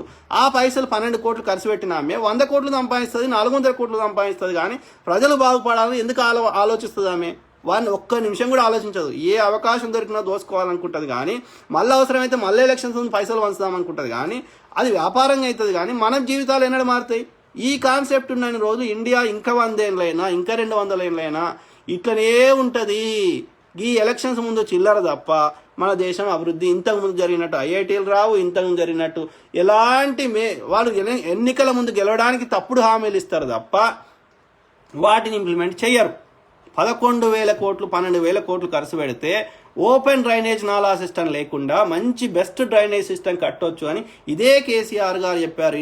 హైదరాబాద్ ఓల్డ్ సిటీని ఇస్తాన్బుల్ చేయొచ్చు, లండన్ చేయొచ్చు, కరీంనగర్ని వాషింగ్టన్ చేయొచ్చు. 12,000 కోట్లు లేవా అండి? లేవా? 1,000 కోట్లు ఓన్లీ లిక్కర్ మీద సేల్ అయిందండి వారంలో. ఓకే, 700 కోట్లు నువ్వు ఓన్లీ అధికార పార్టీ టీఆర్ఎస్ ఖర్చు పెట్టింది. 300 నుంచి 400 కోట్లు బీజేపీ వాడు ఖర్చు పెట్టిండు ఈ ఎలక్షన్స్లో. కాంగ్రెస్ పెద్ద ఖర్చు పెట్టింది లేదు. ఓకే, సో ఇన్ని రకాలుగా అబ్యూజ్ చేసి మీడియా సంస్థలు కొనుక్కొని మీడియా వాడు పొద్దుగాలేసి ఎందుకు పెడతాడండి? విజయశాంతి పార్టీ మారింది, ఆడ మారలేదు, పీకలేదు, పార్టీ మారింది. ఇంకా ఎందుకు పనికిరానోడు వాడు నంగి దేవేంద్ర అంటే వాడు ఓడో తెలియనోడు, వాడు పార్టీ మారిండు. లేకపోతే ఇంకోటి మారిండు కదా, విక్రమ్ గౌడ్ పార్టీ మారిండు. ఇక గిది సర్వే సత్యనారాయణ వాడు వాడు పోతే ఎన్నడూ గెలిచింది లేదు వాడు. ఓకే, వాడు మాట్లాడితే కూడా వాడు చూడాడు సర్వే సత్యనారాయణ. వాడు పార్టీ మారిండు అని చూపెడతారు. డీకేఆర్న ఎన్నడు గెలుతుందండి? ఎప్పుడు గెలుతుంది? ఇక ఆమె సచినా గెలవది. ఎవడైతే పార్టీ మారుతున్నాడో అది ఏ పార్టీ నుంచి అయినా సరే, ఏది కాంగ్రెస్ నుంచి పోయిన డీకేఆర్నైనా సర్వే సత్యనారాయణ అయినా ఇంకా ఎవడన్నా ఈ యొక్క నంగి దేవేందర్ అయినా వీళ్ళు మళ్ళీ గెలవరిగా. ఓకే, మళ్ళీ గెలవరు. అట్లనే సబితా ఇంద్రారెడ్డి అయినా, లేకపోతే వాడు గండ్ర వెంకటరమణారెడ్డి అయినా, హరిప్రియా నాయక్ అయినా, ఇంకా ఎవడోడు పోయిండో ఇంకా 12 మందిలో ఎవ్వడు మళ్ళీ గెలవాడు చూడండి. మళ్ళీ గెలవరు. సుధీర్ రెడ్డి అయినా గెలవరు చూడండి. నిన్న సుధీర్ రెడ్డి ఉన్న నియోజకవర్గం అయినా సరే, ఆ సబితా ఇంద్రారెడ్డి ఉన్న నియోజకవర్గం అయినా ఓట్లు వల్లేదు వాళ్ళకి. ఎందుకు అంటే ప్రజలకి క్రెడిబిలిటీ పోతున్నది, పార్టీ మారిన వాళ్ళ మీద విశ్వాసం పోయినప్పుడు ఒకప్పటి పరిస్థితులు లేవు. ఓకే, బీజేపీకి ఆ మాత్రం ఎందుకు వస్తున్నాయి అంటే ఓన్లీ దుష్ప్రచారం. వాళ్ళు పొద్దుగా లేస్తే చేసేదే దుష్ప్రచారం. గోబెల్స్ అనే ప్రచారం చేస్తారు, అబద్ధాలే ప్రచారం ఎట్లుంటాయి అబద్ధాలు అంటే నిజంగా నమ్మేటట్టుంటాయి, నిజంగా అతికేటట్టుంటాయి. అక్కడ మనం మోసపోతున్నాం. ఓకే, బీజేపీ పోటీ చేసేది గదే. గా యొక్క ప్రజల్ని ఎట్లా చెప్తే నమ్ముతారో, అది నిజంగా అనిపిస్తుందో అట్లా చెప్తాడు వాడు. ఓకే, వాడు ఇప్పుడు ఎవ్వరికైనా చూడండి, కాంగ్రెస్ పార్టీకి వేస్తే ఏది పార్టీ మారుతారు అని టీఆర్ఎస్ మీద వ్యతిరేకత ఉంది. ఇప్పుడు కాంగ్రెస్ వాళ్ళు 12 మందిని అలా తీసుకున్నాడు కాబట్టి కాంగ్రెస్కి ఓటేస్తే ఏది టీఆర్ఎస్లకు పోతారు అంటే దాని అర్థం ఏంది? టీఆర్ఎస్ మీద వ్యతిరేకత ఉన్నాడు ఎవరికి వేస్తాడు? ఇప్పుడు కాంగ్రెస్కి వేయాలంటే ఎందుకు వేస్తాడు? ఎందుకంటే వీడు మళ్ళీ టీఆర్ఎస్లోకి పోతాడు కదా, కాబట్టి ఎవరికి వేస్తాడు? బీజేపీకి వేస్తాడు. అది నిజంగా అతికేటట్టు ఉన్నది. కానీ వాస్తవం ఏముంది? ఎవడు కొంటున్నాడు వాళ్ళని? ఎవడు కొంటున్నాడు? టీఆర్ఎస్ వాడే కదా. ఎవడు కొంటున్నాడు? బీజేపీ వాడే కదా. కాంగ్రెస్ ఎక్కడెక్కడైతే గవర్నమెంట్ ఉందో వాళ్ళన్నీ కాంగ్రెస్ పోయేటట్టు చేసింది ఎవడు? బీజేపీ వాడు కదా. వాళ్ళని కొంటుంది బీజేపీ వాడు కదా. ప్రజాస్వామ్య వ్యవస్థను కూని చేస్తుంది బీజేపీ వాడు కదా. ఎలక్షన్ కమిషన్ వాళ్ళ పని వాళ్ళు చేయకుండా చేస్తుంది బీజేపీ వాడు కదా. సుప్రీంకోర్టులో పిల్లలు వేస్తే ఆ పిల్లల్ని విచారణకు రాకుండా ఆపుతుంది బీజేపీ వాడు కదా. పోలీసుని అన్ని రకాలుగా తనకు అనుకూలంగా మార్చుకుంటుంది బీజేపీ వాడు కదా. టీఆర్ఎస్కి సహకరిస్తుంది, టీఆర్ఎస్ ఇంత స్కాములు చేస్తుంది, టీఆర్ఎస్ ఇంత కరప్షన్ చేస్తుంది అని నడ్డా వచ్చి మాట్లాడతాడు, ప్రకాష్ జవదేకర్ వచ్చి మాట్లాడతాడు, స్మృతి ఇరాన్ వచ్చి మాట్లాడినప్పుడు అమ్మా తల్లి, ఎన్ఫోర్స్మెంట్ డైరెక్టరీ అనే పెద్ద సంస్థ నీ చేయిలు ఉన్నది, సిబిఐ అనే సంస్థ నీ చేయిలు ఉన్నది. ఎందుకు యాక్షన్ తీసుకుంటేలో కేసీఆర్ గారి మీద? తప్పు చేస్తున్నాడు కదా. ఎంఐఎం అనే పార్టీ కాంగ్రెస్ పరిపాలించిన ఇన్నేళ్ళు 13 సీట్లకే ఉండే, 7 ఎమ్మెల్యే సీట్లు, 13 కార్పొరేటర్లు ఉండే ఇన్నేళ్ల కాంగ్రెస్ పరిపాలనలో. బీజేపీ వచ్చినాక, టీఆర్ఎస్ వచ్చినాక దానికి జాకీలు పెట్టి లేపితే ఇవాళ 44 సీట్లు వచ్చినాయి కార్పొరేటర్లు హైదరాబాద్లో. అది బీహార్లో అన్ని చోట్ల కలిపి ఒక 20 నుంచి 30 ఎమ్మెల్యే సీట్లు వచ్చినాయి. లోకల్ పార్టీ ఇవాళ నేషనల్ పార్టీ అయింది. ఎవడరా వాడిని పోషిస్తున్నది? వానికి A to Z guidance direction ఇస్తుంది ఈ బీజేపీ వాళ్ళు కాదా, ఈ టీఆర్ఎస్ వాళ్ళు కాదా, ఈ వైఎస్ఆర్సీపీ వాడు కాదా? నీ అయ్యా పావురాల గుట్టలో పావురం అయిపోతాడు అని వీడెవడు? కేసీఆర్ గారు, కేటీఆర్ గారు, కవిత గారు పొద్దుగా లేస్తే జగన్ని తిట్టినాడు. నీ అయ్యని గంత ఘోరంగా తిట్టినటువంటి వాడిని ఆలింగనాలు ఎట్లా ఇచ్చుకుంటావు? జగను నువ్వు పోయి కేసీఆర్ని ఆలింగనాలు ఎందుకు ఇచ్చుకుంటావు? ఈ జగన్ అనే దుర్మార్గుడు ఈ యొక్క కుటిల రాజకీయాలు వాడు అక్కడ చేస్తూ ఇవే రాజకీయాన్ని ఈ రాజకీయ పార్టీలకు నేర్పుతున్న జగన్ కాదా? చెప్పండి. ఈ డర్టీ పాలిటిక్స్, ఈ యొక్క చిల్లర రాజకీయాలు. రాజశేఖర్ రెడ్డి గారు చాలా మంచి వ్యక్తి, బీదవాడి గురించి ఆలోచించిండు, చాలా మంచి సంస్కరణలు చేసిండు, చాలా పథకాలు తెచ్చిండు. బీదవాడికి కూడా కార్పొరేట్ వైద్యం కావాలన్నాడు, బీదవాడికి కూడా కార్పొరేట్ స్కూల్ కావాలన్నాడు, ఫీజు రీయింబర్స్మెంట్ తెచ్చిండు, పావలాకి రుణమాఫీ చేసిండు, ఒకటే దఫాలో రైతులకు రుణమాఫీ చేసిండు 1,00,000 రూపాయలు, పెన్షన్ తెచ్చిండు, ఎన్నో సంస్కరణలు చేసిండు, ఎన్ని రకాలుగా ఐటీ అభివృద్ధి సంక్షేమం 2 చేసిండు, ఐఐటీ తెచ్చిండు, లిఫ్ట్ తెచ్చిండు, ఎయిర్పోర్ట్లు కట్టిండ్రు. ఇది రాజశేఖర రెడ్డి గారు చేస్తే ఈ వాళ్ళ యొక్క కొడుకు అనే దుర్మార్గుడు అప్పుడు ఇబ్బంది పెట్టించిండు. ఆయన పరిపాలన ఆయన చక్కగా చేయనీయలేదని ఏం చేసింది సోనియా గాంధీ గారు? ఈడు మంచోడు లేడు, తండ్రి మంచోడు ఉన్నాడు, కాంగ్రెస్ వాది ఉన్నాడు, ప్రజల క్షేమాన్ని కోరుతున్నాడు, అయినా ఈ కొడుకు మంచోడు లేడని చెప్పి వాడిని దూరం పెట్టింది. దానిపైన 3 రోజులకి ఏందండి, మూడు రోజులు కూడా కాలేదు, నాకు ముఖ్యమంత్రి కావాలని అందరు ఎమ్మెల్యేతో సంతకం పెట్టించి వినతి పత్రం ఇస్తాడు. సోనియా గాంధీ సావు చూడడానికి వస్తే 3 days 7 days ఏదో ఉంటుంది కదా దర్శన కర్మకు వస్తే, వాడు అందరు ఎమ్మెల్యేతో సంతకం పెట్టి నాకు ముఖ్యమంత్రి ఇవ్వమని అడుగుతాడు జగన్. గింత దుర్మార్గుడు ఉన్నాడు. అదే డర్టీ పాలిటిక్స్. మరి నీ అయ్యని పావురాల గుట్టల పావురం అయిపోతుంది తిట్టినవన్నీ నువ్వు ఎందుకు దోస్తీ చేసుకుంటున్నావు? కేసీఆర్ దగ్గరకు ఆలింగనాలు ఎందుకు ఇచ్చుకుంటున్నావు జగన్ అన్న? ఆలోచించు. ఏమవసరం నీ కేసీఆర్ యొక్క సంకనా కాల్సిన అవసరం ఏమొచ్చింది జగన్ అన్న కదా? పోనీ మరి ఇప్పుడు చంద్రబాబు నాయుడు గారు హైదరాబాద్లో ఐటీ పార్క్ కట్టినారు కదా, అట్లా మీరు విజయవాడలో లేకపోతే అమరావతిలో ఏదైనా ఐటీ పార్క్ కట్టు జగన్ అన్న. ఓకే, ఆంధ్ర ప్రజలను కూడా బాగు చేయి. ఓకే కదా? వేస్ట్ గాళ్ళు, ఎందుకు పనికిరాని సన్నాసులు. అందుకే వాడు కరప్షన్ అని తీసుకుపోయి జైల్లో పెట్టింది. జైల్లో పెట్టి వాడు 2 ఏళ్ళు జైల్లో ఉన్నాడు కాబట్టి వాడు పగ పెట్టుకున్నాడు.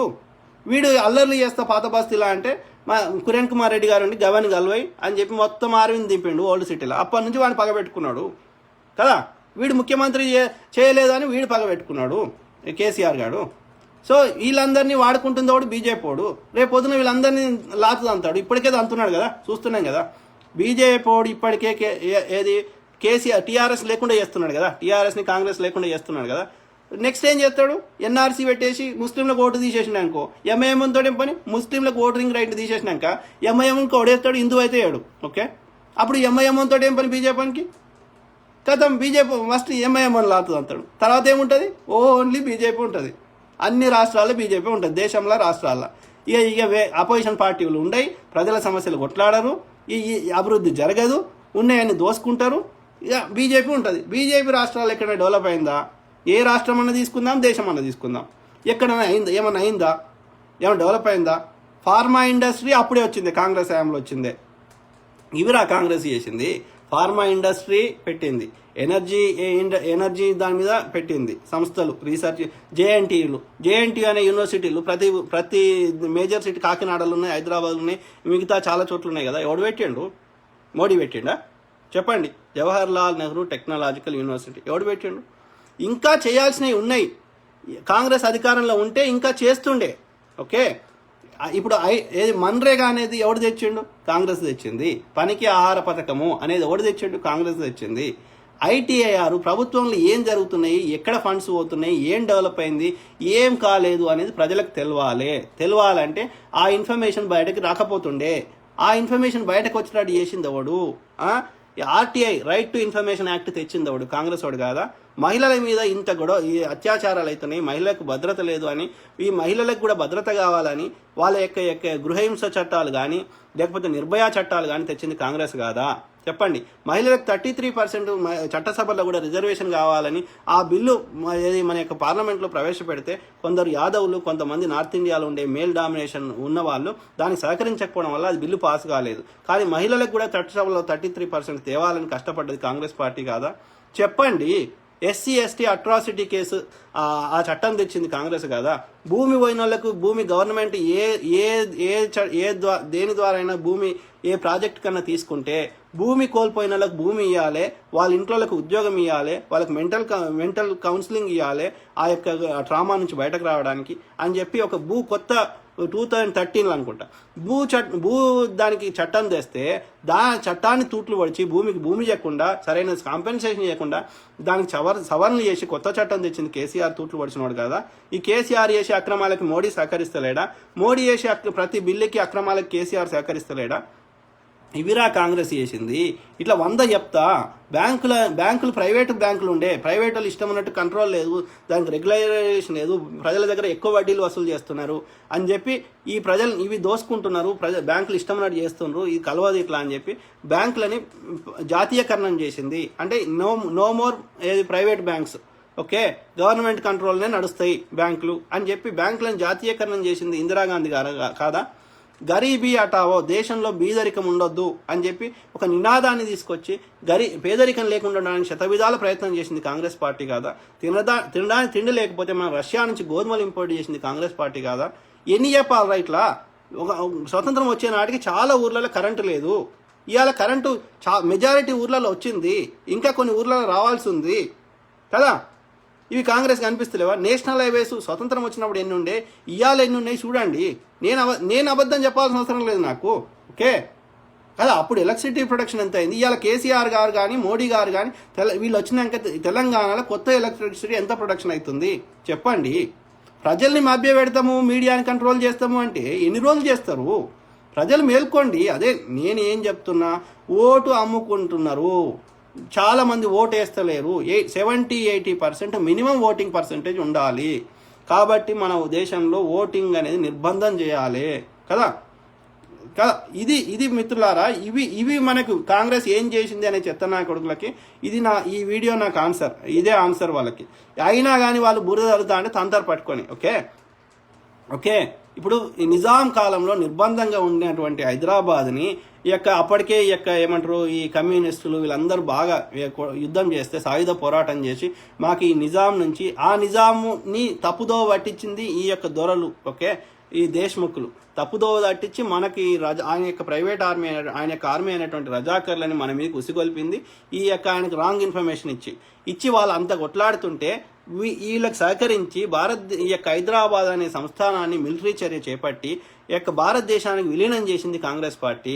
ఓకే, ఒక 500 చిన్న చిన్న సంస్థానాలుగా ఉన్నటువంటి బ్రిటిష్ పోయేటప్పుడు ఉన్నటువంటి చిన్న చిన్న రాజ్యాలు బికనూరు, హైదరాబాద్ పెద్ద సంస్థానం, ఓకే, బ్రిటిష్ కాలంలో, ఓకే, సామంత రాజ్యం టైప్, ఓకే, అట్లా చిన్న చిన్న రాజ్యాలు చాలా ఉండే. 7 ప్రావిన్సెస్ కింద డివైడ్ చేశారు వాళ్ళు. కానీ అందులో కూడా చిన్న చిన్న రాజ్యాలు చాలా ఉండే, ఓకే. రాజస్థాన్లో వేరే ఉండే, రాజస్థాన్లో చాలా ఉండే, మధ్యప్రదేశ్లో ఉండే, ఇట్లా అన్నీ ఉండే. అట్లాంటి 500 సంస్థానాలని ఏకం చేసి భారతదేశాన్ని ఉమ్మడి భారతదేశం లెక్క క్రియేట్ చేసింది. లేకపోతే చిన్న చిన్న దేశాల లెక్క, యూరోప్లో అన్ని చిన్న చిన్న దేశాలు ఉంటాయి కదా, ఫ్రాన్స్, ఇటలీ, అట్లా ఉండేది ఇవాళ భారతదేశం. అట్లాంటి దాన్ని ఒక దేశం కింద ఒక చట్టం కింద తీసుకొచ్చి అందరిని కలిపి భారతదేశాన్ని తయారు చేసింది కాంగ్రెస్ పార్టీ కాదారా? సర్దార్ వల్లభాయ్ పటేల్ కాంగ్రెస్ లీడర్ కాదారా? సెక్యులర్ వాది కాదా? ఛత్రపతి శివాజీ సెక్యులర్ వాది కాదా? ఎందుకురా పొద్దుగా లేస్తే బురద తగులుతారు? పొద్దుగా లేస్తే ఈ భారతదేశం అభివృద్ధి జరగాలి, మంచి అన్ని రకాలుగా మనం ఫాస్టెస్ట్ గ్రోయింగ్ ఎకానమీ ఉండాలి, అందరి చేల పైసలు ఆడాలి, టెక్నాలజీలో మనం స్ట్రాంగ్ ఉండాలి, ఎవడు మన దేశం కంటి చూపు కూడా చూడొద్దు, ఇవి కావాలరా? మొన్న చైనా వాడు అక్యుపై చేసింది, 200 కిలోమీటర్లు ఎంతనో అక్యుపై చేసిండు. దానికి ఆ అక్యుపై చేసిన విషయాన్ని బయటకు రానియరు. అక్కడ ఎందుకు మనం నిరాయుధకరంగా ఎందుకు ఉండాలి? మనం కూడా ఆయుధాలు పెట్టుకోవాలి, చైనా మీద శాంక్షన్లు తేవాలి. శాంక్షన్స్ తేవాల్సింది పోయి టిక్ టాక్ బ్యాన్ చేస్తావు, మళ్ళీ వాళ్ళ కార్లు మనకి ఇంపోర్ట్ అవుతాయి. చైనా నుంచి మన చైనాకి ఎక్స్పోర్ట్ చేసేది మనం తక్కువ, చైనా నుంచి మనకి ఇంపోర్ట్ అయ్యేటి ఎక్కువ ఉన్నాయి ఇప్పటికీ, ఓకే. మరి వాని యొక్క ఇంపోర్ట్స్ అని బ్యాన్ చేయండి, మన ఎక్స్పోర్ట్స్ వేరే దేశాలకు పంపించుకుందాం. లేకపోతే మిగతా దేశాలు ఇప్పుడు ఎట్లయితే మనం ఇరాన్ మీద శాంక్షన్లు పెట్టిండు అమెరికా వాడు, పెట్టి ఏం పెట్టిండు, మనకి ఇరాన్ నుంచి మన యొక్క ముడి పెట్రోలియం కొంటే మనకి తక్కువ రేటుకి వస్తుంది ఇరాన్ నుంచి. అమెరికా వాడు ఇరాన్ని పనిష్ చేసేది ఉంది. కాబట్టి ఏమన్నాడు, వాడు వద్దు కొనుక్కోవద్దు అన్నా కానీ మనం అట్లే కొనుక్కుంటే ఏం చేసిండు, మనకు బెదిరించిండు, మన మీద ఆంక్షన్లు పెడుతున్నాడు. అమెరికా వాడు మన మీద ఇబ్బందులు పెడుతుంటే మీరు ఇరాన్ నుంచి కొనొద్దు అని చెప్పిండు. ఏం చేసినాం, కొనడం బంద్ చేసినాం ఇరాన్ నుంచి, ఓకే. సో అట్లా ఇరాన్ ఇబ్బంది పెడుతున్నాడు కదా. ఇప్పుడు అదేంది, అక్కడ ఎక్కడో వాళ్ళు మిలిటెంట్ సహకరిస్తే ఆ దేశం పేరు నాకు గుర్తుకొస్తలేదు. సో వాడు అమెరికా వాడు వాళ్ళకి అక్కడ వాళ్ళు తిండి లేక చచ్చిపోతున్నారు, అది నాకు పేరు గుర్తుకొస్తలేదు. సో అట్లా యాక్షన్ చేసిండు. మరి అట్లాంటిది ఇప్పుడు చైనా వాడు మనల్ని ఇంత ఇబ్బంది పెడుతున్నప్పుడు వాని మీద కూడా యాక్షన్లు తెద్దాం. ప్రపంచ దేశాలు ఎవ్వడు కూడా చైనాకు సహకరించకుండా చేద్దాం. ఏం చేసినావు? ఇన్ని దేశాలు తిరిగినావు మోడీ సారు. నాకు తెలిసి 2014లో నువ్వు అధికారంలో వచ్చినాక 2017 దాకా నువ్వు తిరగని దేశం లేదు. ఏ దేశంతో ఏం డీల్ చేసుకొచ్చినావు మోడీ సార్ చెప్పండి. నువ్వు సూట్ వేసుకొని ఒక ఫ్లైట్ పట్టుకొని నీకు ఒక 30-40 మంది నీ యొక్క స్టాఫ్ను పెట్టుకొని ఏ దేశంతో ఏం డీల్ చేసుకొచ్చినావు? అమెరికాతోటి ఏం డీల్ చేసినావు? లేకపోతే రష్యాతోటి ఏం డీల్ చేసినావు? ఫ్రాన్స్ తోటి ఏం చేసినావు? ఒక్క దేశంతో ఒక డీల్ చేసుకుని తీసుకురండి. మన్మోహన్ సింగ్ గారు తక్కువ మాట్లాడినరు. FDI బిల్ అనేది పాస్ చేయించారు, ఫారిన్ డైరెక్ట్ ఇన్వెస్ట్మెంట్. అంటే ఫారిన్ కంట్రీస్లో ఉన్నటువంటి కంపెనీలు మనకు డైరెక్ట్గా ఇండియాలో ఇన్వెస్ట్ చేయొచ్చు. చేస్తే దానికి ఇంకా వేరే కండిషన్స్ ఉన్నాయి. చేస్తే మన దేశంకి డబ్బులు వస్తాయి, మన దేశంకి టెక్నాలజీ వస్తుంది, మన దేశం ఉండే వాళ్ళకి ఉద్యోగాలు వస్తాయి కదా. అట్లా నాకు ఎగ్జాక్ట్ నెంబర్స్ గుర్తులేవు, సమ్ బిలియన్స్ ఆఫ్ డాలర్స్ ఇండియాలకు వస్తున్నాయి. ఓకే, ఇండియా ఎకానమీకి తోడ్పడుతుంది, ఇండియా జీడిపికి సహకరిస్తుంది. అది డీల్ అంటే. ఓకే, అదేవిధంగా న్యూక్లియర్ మెటీరియల్ మనం సివిల్ ఎనర్జీ కోసం, సివిల్ సప్లైస్ కోసం, ఎలక్ట్రిసిటీ ప్రొడక్షన్ కోసం మాకు న్యూక్లియర్ మెటీరియల్ కావాలని న్యూక్లియర్ బిల్లుని 14 దేశాలతోటి మనం డీల్ చేసుకున్నాం. ఓకే, అమెరికాతో సహా కదా. దీన్ని అంటారు దౌత్యం అంటే, దీన్ని అంటారు విదేశాలకు పోయినామంటే. నెహ్రూ గారు రష్యాకు పోతే చాలా మంది దేశాలతోటి యుద్ధాలు చేసి ప్రపంచం అంతా నాశనం అవుతుంది కాబట్టి యుద్ధాలొద్దు, మనకు శాంతి కావాలి అని చెప్పి ఒక కాన్సెప్ట్ని తీసుకొచ్చింది. అలీన ఉద్యమం అనే కాన్సెప్ట్ తీసుకొని వచ్చింది నెహ్రూ గారండి. He became one of the popular hero in the world. ఇదిరా మనకు కావాల్సింది. ఛాయ్ అమ్ముకునేటోడా రైల్వే ప్లాట్ఫామ్లా ఈడ మందు దాగి రాత్రి 1 గంటకి నుంచి 4 గంటల దాకా మందు దాక్కుంటా ఎవరిని కొట్టాలి అని ఆలోచించుకుంటా పాస్పోర్ట్ అమ్ముకునేటోడా, పాస్పోర్ట్ బ్రోకరోడా? మీరారా దేశాన్ని రక్షించేది, దేశాన్ని సేవ చేసేది? ఎవరికిరా చెప్తున్నారు? ఈ కేసీఆర్ అని ముండే కూడా కాంగ్రెస్లోకి వెళ్ళి వచ్చిండు కదా. వీడేమి ఆకాశంలోకి ఊడిపడలే కదా, వీడికి కాంగ్రెస్ అవకాశం ఇచ్చింది కదా. తర్వాత ఈ ముండా కొడుకు 8 సార్లు ఎమ్మెల్యే, వీడి పీకింది లేదు చేసింది లేదు, అయినా కానీ ఎమ్మెల్యే టికెట్ ఇచ్చారు కదా టీడీపీలో కదా. మరి ఇవాళ టీడీపీని తిడతాడు వీడు. అదే నేను ఏమంటున్నా అంటే, ఈ ముండా కొడుకులు ఈ యొక్క ఎవడు ఎంఐఎమ్మోడు ఇన్నిసార్లు గెలిచిండు, ఓల్డ్ సిటీ ఇప్పటి వరకు బాగు చేసింది లేదండి. ఆడ మినిమం ఫెసిలిటీస్ లేవండి. ఒక ముస్లింల యొక్క జీవన విధానాన్ని బాగుపరిచింది లేదండి. ముస్లింలకి ఏది వాళ్ళ యొక్క ఎడ్యుకేషన్కి బాగుపరిచింది లేదండి. వాని ఆస్తులు పెరిగినాయి ఎంఐఎమ్మోడి, కానీ ప్రజల జీవన విధానంలో ఇప్పటివరకు ముస్లిం సోదరులకి ఒక్క మార్పు జరగలేదు. ఓకే, భావోద్వేగాలు రెచ్చగొట్టి వాళ్ళు అభివృద్ధి చెందుతున్నారు. వాని మెడికల్ కాలేజ్ పెట్టుకున్నాడు, వాని ఆస్తులు 5,000 కోట్లైనాయి అని వాడు అఫీషియల్గా చెప్పిండు. అంటే అన్అఫీషియల్ ఇంకేం ఉన్నాయో. ఓకే, సో ముస్లిం సోదరులకి ఎంఐఎమ్మోడి చేసింది లేదు, బీజేపీ వల్ల హిందువులకి ఒరిగింది లేదు, అది కదా. సో అన్నీ చేసినాడు చెడ్డోడని వాడుతుంది, అన్ని మీడియాలు కంట్రోల్లో పెట్టుకొని ప్రజల్ని మభ్యపెట్టబడుతుంది, ప్రజలను అమాయకులను చేసి ఆడుకోబడుతుంది, ప్రజల వీక్నెస్లతో ఆడుకొని పైసలు వంచి ఇట్లా చేయబడుతుంది కదా.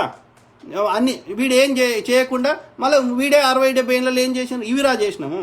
ఓకే, అన్ని దేశాలు తిరిగి ప్రజల 18,000 కోట్లు 20,000 కోట్లు ఓన్లీ మోడీ ఫ్లైట్ పట్టుకొని దేశాలు తిరగడానికి అయిపోయినాయి పైసలు. 18,000 కోట్లు వేస్ట్ చేసిన వాడు ఒక ఫ్లైట్ పట్టుకొని 3 ఏళ్ళు తిరిగితే. ఓకే, మరి ఈ పైసలు ఎక్కడి నుంచి వసూలు చేయాలి ఇప్పుడు? ఆ 18,000 కోట్లలో మనం 4 ఐఐటీలు కట్టుకుంటాము, 4 ఇంకేమైనా ఐటీ కంపెనీ పెట్టుకుంటాము కదా. మాకు ఐటీఐఆర్ ప్రాజెక్ట్ అనేది అప్రూవ్ చేస్తే దాంట్లో ఎక్కువ శాతం ఏది రాష్ట్రం నుంచే పే చేస్తారు. ఓన్లీ 10,000 కోట్లు ఎంతనో కేంద్రం ఇస్తుందంట. ఓకే, మరి అది కూడా శాంక్షన్ చేయకుండా ఉన్న ఐటీఐఆర్ ప్రాజెక్ట్ని ఎందుకు క్యాన్సిల్ చేసినావు? ఇది ఎవడు అడిగాడు? బీజేపీ ఎవడు మాట్లాడాడు? ఇప్పుడు ఎట్టి ప్రజలకేమో ఏమో అర్థమై సావది. వాడు ఎన్టీఆర్ సమాధి గులగొడతా, లేకపోతే ఇంకో పివి నరసింహారావు సమాధి గులగొడతా, దారుసలాం గులగొడతా, చాలాను కడతా, వాడు కట్టింది లేదు పీకింది లేదు, గీ వీటికి టెంప్ట్ అవుతారు. ప్రజలు అర్థం చేసుకుంటలేరు. ఇట్లనే కంటిన్యూ అయితే ఐటీ కంపెనీలు దొబ్బేసినాయి అనుకో హైదరాబాద్లో, ఎవడొస్తాడు? ఎవడు రాకపోతే ఉన్న భూముల రేట్లు పడిపోవా? చెప్పండి. ఇవాళ ₹1,00,00,000 ఉంది నా భూమి, ఇవాళ 2 కోట్లు ఉంది, 30 కోట్లు ఉంది, 40 కోట్లు ఉంది అని సంతోషపడేటోళ్ళారా? ఈ కంపెనీలు హైదరాబాద్లోకి వెళ్ళి రేపు గుజరాత్కు పోయేటట్టు చేసిండు అనుకో మోడీ గారు, ఏమవుతుంది? హైదరాబాద్ ఉన్న భూముల రేట్లు ఉండయి. అప్పుడు పెద్దలా ఈ 2,000 3,000 తోటి మీకు ఎవరికేది ఏంది? ఆలోచించండి. మనకు అభివృద్ధి చేస్తున్నాడా? మోడీ గాడు అభివృద్ధి చేస్తున్నాడా? వాడు ఎంజాయ్ చేస్తున్నాడు. ఈ నడ్డా గాడు అభివృద్ధి చేస్తున్నాడా? వాడు అధికారంలో ఉన్నోడు తిట్టుడు ఏందండి?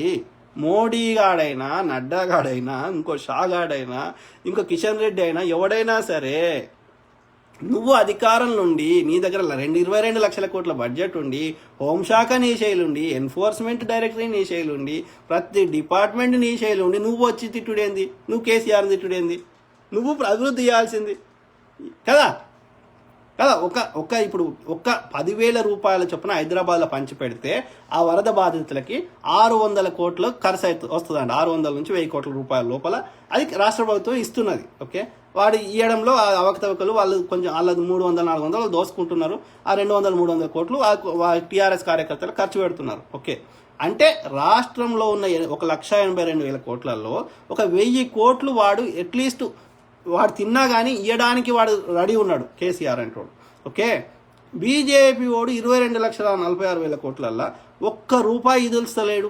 4,000 కోట్లు ఇస్తే ప్రతి ఈ యొక్క వరద బాధితులకు అట్లీస్ట్ 20,000-30,000 వస్తాయి కదా. 1,20,000 కోట్లు నేను రిలీజ్ చేసిన కరోనా సహాయం కరోనాకి అన్నాడు కదా, కరోనాకి అన్నాడు. ఎవరి అకౌంట్లన్నా ఒక్క 1,000 రూపాయలు రాలే కరోనాకి సంబంధించి. ఓకే ఈ మోడీ వల్ల ఏం పొద్దుగా లేస్తే అబద్ధాలు చెప్తారు.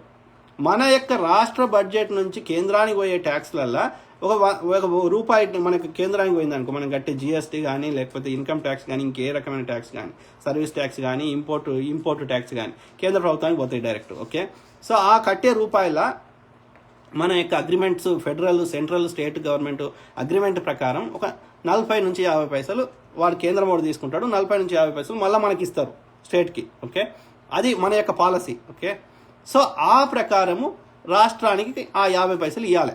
మనం ఇక్కడ నుంచి తీసుకున్న పైసలే, వాడు ఎక్కడి నుంచి తెచ్చిచ్చిన పైసలు కాదు. అది కేంద్ర ప్రభుత్వం మన రాష్ట్ర ప్రభుత్వానికి ఇస్తుంది.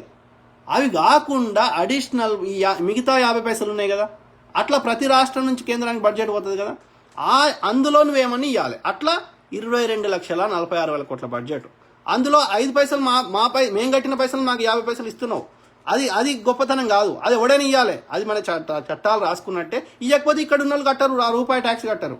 అది కాకుండా అడిషనల్గా మనం రాసుకున్న అగ్రిమెంట్ ప్రకారము కేంద్రము యొక్క సెంట్రల్, ఫెడరల్ అండ్ స్టేట్ ఈ యొక్క కాన్సెప్ట్లో ఇచ్చేటువంటి 50 పైసలు కాకుండా, మేము కట్టిన పైసలు అవి కూడా కాకుండా అడిషనల్గా నువ్వేమన్నా సాయం చేసినావా, ఒక నేషనల్ ఇన్స్టిట్యూషన్ ఇచ్చినవా, ఒక ఐఐటి ఇచ్చినవా, ఒక యొక్క రైల్వే కోచ్ ఫ్యాక్టరీ ఇచ్చినవా, కొత్త రైల్వే బడ్జెట్లో కొత్త రైల్వేలు ఇచ్చినవా, ఏం చేసినావు నువ్వు తెలంగాణకి? మోడీ ప్రభుత్వము మీకు బడ్జెట్ ఎక్కువ ఉంది, మీ దగ్గర పైసలు ఎక్కువ ఉన్నాయి, ఏం చేస్తున్నావు? నీ ధనవంతులైన మిత్రులకి తగ్గట్టుగా చట్టాలను మారుస్తున్నావు, అన్ని తీసుకుపోయి వానికి అమ్మి పెడుతున్నావు.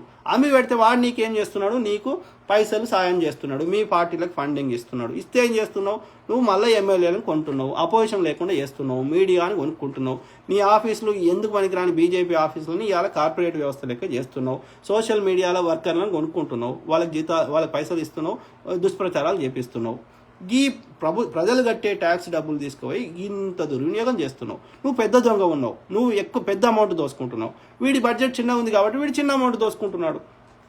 కేసీఆర్ అంటాడు, వీడు కాళేశ్వరం అంటున్నాడు, పక్క రాష్ట్రం నుంచి ఎలక్ట్రిసిటీ ప్రొడక్షన్ చేయకుండా పక్క రాష్ట్రం నుంచి ఎలక్ట్రిసిటీ తెస్తున్నాడు, బీరు మ్యానుఫ్యాక్చరింగ్ మన దగ్గర పైసలు వసూలు చేస్తున్నాడు, మళ్ళీ బీరు మీద మన దగ్గర స్పెషల్ ట్యాక్స్, బీరు మ్యానుఫ్యాక్చరింగ్ చేసిన దగ్గర కమిషన్ తీసుకుంటున్నాడు. ఓకే, అది కాకుండా మళ్ళీ ఈ యొక్క లిక్కర్ మీద ఎక్కువ ట్యాక్స్ ఉంటుంది మామూలు అన్ని వస్తువుల కంటే. ఓకే, మళ్ళీ అట్లా డబుల్ ట్యాక్స్ తీసుకుంటున్నాం. ఇట్లా 16,000 కోట్లు ఓన్లీ రాష్ట్రానికి లిక్కర్ మీద వస్తుంది ప్రతి సంవత్సరం. 16,000 కోట్లు ఎక్కడి నుంచి వస్తుంది? మన దగ్గర వసూలు చేస్తున్నాడు. అది ఓన్లీ ట్యాక్స్ మీద, ట్యాక్సే. ఆ కమిషన్ అది అనఫీషియల్. కమిషన్ అనేది అనఫీషియల్, ఎక్కడ ఉండదు, నీకు బయటకు రాదు, అది ఎక్కడ నీకు పేపర్ మీద ఉండదు. ఓకే, అఫీషియల్గా వచ్చేది ఓన్లీ ట్యాక్సే ఉంటుంది. కమిషన్లు ఎక్కడ ఉండవు. మిషన్ భగీరథ కింద ఎన్ని పైసలు తిన్నారు, మిషన్ కాకతీయ ఆల్రెడీ ఉన్న చెరువులు ఎంత పొడిక తీసినారు, కొత్త నీళ్ళు ఎన్ని వచ్చినాయి, అది లెక్క లేదు, పత్రం లేదు. అలా ఎన్ని తింటున్నారు? సగం కంటే ఎక్కువ ప్రతి దాంట్లో తింటున్నారు. డబుల్ బెడ్రూమ్ అని కడుతున్నారు, నాణ్యత ఉండలేదు. ఉండకపోతే రేపు కూలుతాయి, అలా పోయినోడు చస్తాడు. అలా ఎన్ని తింటున్నారు? దానికి రిలీజ్ చేసేది ఎక్కువ ఉంది, ఎస్టిమేషన్స్ పెంచుతున్నారు. ఇప్పుడు ఆ లైట్ అంటున్నారు, లైట్ 26,000 చేసినావు, 26,000 చేసి అవి తింటున్నావు. సో రకరకాల ఇప్పుడు 67,000 కోట్ల బడ్జెట్ హైదరాబాద్ రిలీజ్ చేస్తే అలా 30-40 కోట్లు మినిమం తిని ఉంటావు. మళ్ళీ కట్టినయన్న నాణ్యత కట్టవచ్చు కదా. ఈ కట్టిన కాడికైనా సరే తింటే తిన్నారా, ఆ కట్టినైనా మంచిగా నాణ్యం కట్టవచ్చు కదా. దానికి ఎంత సిమెంట్ కావాలి, ఎంత కావాలో అంత వేస్తే అట్లీస్ట్ అవి కూలకుండా ఉంటాయి కదా. సగం తిన్నా కానీ మిగతా సగం తోట ఏమైనా యూజ్ అవుతుంది ప్రజలకి. ఆ నాణ్యత లేకుండా కడితే రేపు కూలిపోవా డబుల్ బెడ్రూమ్? ఎవరు సావరా కదా. అంటే you're wasting, complete money waste చేస్తున్నావు కదా. 100% 100 రూపాయలలో 50 రూపాయలు తిన్నా కానీ 50 రూపాయలు ప్రజలకు యూజ్ కావాలి కదా. నువ్వు 100 రూపాయలు వేస్ట్ చేస్తున్నావు, నీవు తింటలేవు, తీసుకున్నానికి యూజ్ అవుతలేదు. ఆ నాణ్యత లేకుండా చెయ్యి ఇట్లా జోక్తే సిమెంట్ ఇసుక అంతా బయటకు వస్తుంటే తప్పకుండా రేపు వర్షం పడితే ఏదైనా కారణం చేత కూలితే అలా ఉన్న మనుషులు చేస్తారు, ఆ బిల్డింగ్ కూలిపోయింది అంటే నువ్వు పెట్టిన 100 రూపాయలు కూడా వేస్ట్ అయిపోయినాయి కదా. అట్లీస్ట్ నాణ్యత మెయింటైన్ చేయి. 50 రూపాయలు తిన్నా కానీ నాణ్యత మెయింటైన్ చేయి. ఇది పరిస్థితి. సో వీడు చిన్న దొంగ కేసీఆర్ అంటాడు, వాడు పెద్ద దొంగ. ఓకే, మీడియాని కంట్రోల్ చేయడం వల్ల, ఈ యొక్క ముందస్తుకు పోవడం వల్ల అపోజిషన్ పార్టీ ఫేర్ ఎలక్షన్స్ జరగకపోవడం వల్ల, పోలీసోడు వానికి సహకరించడం వల్ల, ఎలక్షన్ కమిషన్ వాడు వానికి సహకరించడం వల్ల, అపోజిషన్ పార్టీకి సరిగ్గా క్యాండిడేట్ని ఎంచుకునే టైం ఇవ్వకపోవడం వల్ల, అపోజిషన్ పార్టీ వాళ్ళ దగ్గర డబ్బులు లేకుండా చేయడం వల్ల, అన్ని రకాలుగా ఈ యొక్క అబ్యూజ్ చేయడం వల్ల, ఫేర్ ఎలక్షన్ జరగకపోవడం వల్ల, మెజారిటీ ప్రజలు వచ్చి చదువుకున్నోడు ఓటు వేయకపోవడం వల్ల, ఈ కొద్దిమంది ఓటు వేసేటోళ్ళు ఓటును అమ్ముకోవడం వల్ల ఏమవుతుంది, వాళ్ళ అధికారంలో ఉన్నారు కాబట్టి వాళ్ళే గెలుస్తున్నారు. అది టీఆర్ఎస్ అయినా బీజేపీ అయినా వీళ్ళిద్దరికీ సహకరిస్తుంది ఎంఐఎంఓడు. ఓకే, వాడికి కూడా ఎంతో కొంత డబ్బులు ఇస్తున్నారు ఈ అధికార పార్టీ వాళ్ళు. కాబట్టి పైసలతోటి ప్రజల పైసల్ని వాడుకొని ప్రజలు దుర్వినియోగం చేసి కాంగ్రెస్ పార్టీని వీళ్ళు పర్సనల్గా అజెండాగా పెట్టుకొని అపోజిషన్ అనే వీళ్ళ భావజాలానికి విరుద్ధమైన భావజాలం కాంగ్రెస్ ఉంది. కాబట్టి ప్రజల అభివృద్ధే కాంగ్రెస్ భావజాలం కాబట్టి ఈ పార్టీలకు ప్రజల అభివృద్ధి చెందడం నచ్చదు. కాబట్టి వీళ్ళకి దోసుకునేటోళ్ళు ఉన్నారు, కాంగ్రెస్ ఏమో ప్రజలు బాగుపడాలని కోరుకుంటుంది. కాబట్టి ఈ కాన్ఫ్లిక్ట్ ఆఫ్ ఐడియాలజీ ఉన్నప్పుడు ఈ అపోజిషన్ అనే పార్టీ లేకుండా చేస్తే, కాంగ్రెస్ లేకుండా చేస్తే వాళ్ళని అడిగేటోడు అసెంబ్లీలో ఇప్పుడు 19 మంది 20 మంది ఉంటే అడిగేటోళ్ళు. ఇవాళ ఎవడు అడుగుతాడు వాడిని? ఇవాళ ఎవడు అడగాలి? 12 మంది కొంటివి. ఇప్పుడు ఈ సబితా ఇంద్రారెడ్డి అడుగుతుంది, ఇవాళ గంటా వెంకటరామరెడ్డి అడుగుతాడా? అపోజిషన్ లేకుండా ఓడి చేసినావు, కేసీఆర్ చేసినావు, నువ్వు కొనుక్కున్నావు. సో నువ్వు ప్రజాస్వామ్యాన్ని కూని చేసేది నువ్వు, కొనుక్కునేది నువ్వు. కాంగ్రెస్ పార్టీ లేకుండా చేస్తే ఎవరికి నష్టం? కాంగ్రెస్ పార్టీలు ఉన్న వాళ్ళకి నష్టం కాదు. ఓకే, ఎవరికి నష్టం? ప్రజలకు నష్టం. ప్రజల తరఫున కొట్లాడేటోడు ఉన్నాడు, ప్రజల తరఫున వాయిస్ రేజ్ చేసేటోడు ఉన్నాడు. ఏమవుతుంది? ఇట్లనే దోసుకొని ఎలక్షన్ ముందు ఖర్చు పెడితే జీడీపీలు ఉండయి, ఐటీ కంపెనీలు ఉండయి, భూముల విలువలు ఉండయి, ప్రజలు నష్టపోతారు. కాబట్టి ప్రజలారా ప్లీజ్ ఆ చిన్న వాటికి లొంగకండి. ఆ 10,000కి 5,000కి 2,000కి 3,000 అవి ఆ మూమెంట్లో మంచిగానే అనిపిస్తాయి, టెంప్ట్ అవుతాయి. కానీ but if you think long run ఉండదు, లాంగ్ రన్లో ఇబ్బంది అవుతుంది. You pay. ఎవ్వడు వాని ఇంట్లోకి వెళ్ళిస్తలేడు, వాడు మన దగ్గర తీసుకున్నదే ఇస్తాడు. కాబట్టి మనకు నష్టం ఎక్కువ జరుగుతుంది, లాంగ్ రన్లో మనకు నష్టం జరుగుతుంది. కొంచెం ఆ టెంప్ట్ కాకుండా ఉంటే, ఆ చిన్న ప్రలోభాలకి అది 3,000 కానీ 5,000 కానీ 10,000 కానీ టెంప్ట్ కాకుండా ఉంటే, అందరూ ఓటేస్తే మంచి వాళ్ళకి ఓటేయండి. నేనేమంటున్నా, ఒక్క పార్టీ అని కాదు, ఎవడైనా సరే, ఏ పార్టీ అయినా సరే, ఆ లోకల్ క్యాండిడేట్ మంచోడు ఉన్నాడు, 3 దొంగలలో తక్కువ దొంగ ఉన్నాడు, ఇంతో అంతో సాయం చేస్తాడు, ఇంతో అంత సమస్యల మీద పోరాడతాడు, ఆ నియోజకవర్గంలో ఉన్న సమస్యల మీద, ఆ డివిజన్ మీద ఉన్న సమస్యల మీద పోరాటం చేస్తాడు, అల్లదల్లా కొంచెం ఎడ్యుకేటెడ్ ఉన్నాడు, విషయం మీద అవగాహన ఉంది, శాసనం అంటే ఏందో తెలుసు, అల్లదల్లా కొంచెం అన్న విషయం మీద పరిజ్ఞానం ఉన్నాడు, కొంచెం తక్కువ స్వార్థపరుడు, సెల్ఫిష్ తక్కువ ఉన్నాడు, అట్లాంటి వానికి అవకాశం ఇవ్వండి. గుడ్డోళ్ళలో మెల్లోని వెతుక్కోండి, ఈ పైసలకు అమ్ముడు పోకండి. అట్లీస్ట్ 70 to 80% ఓటింగ్ జరగాలి, ఎడ్యుకేటెడ్ పీపుల్ ఓటేయాలి. మీరు ట్యాక్సీలు కడుతున్నారు, ఎబో మిడిల్ క్లాస్, కానీ మీరు ఏ రకమైన గవర్నమెంట్ నుంచి లాభ పొందుతలేరు, మీరు ఓటేస్తలేరు.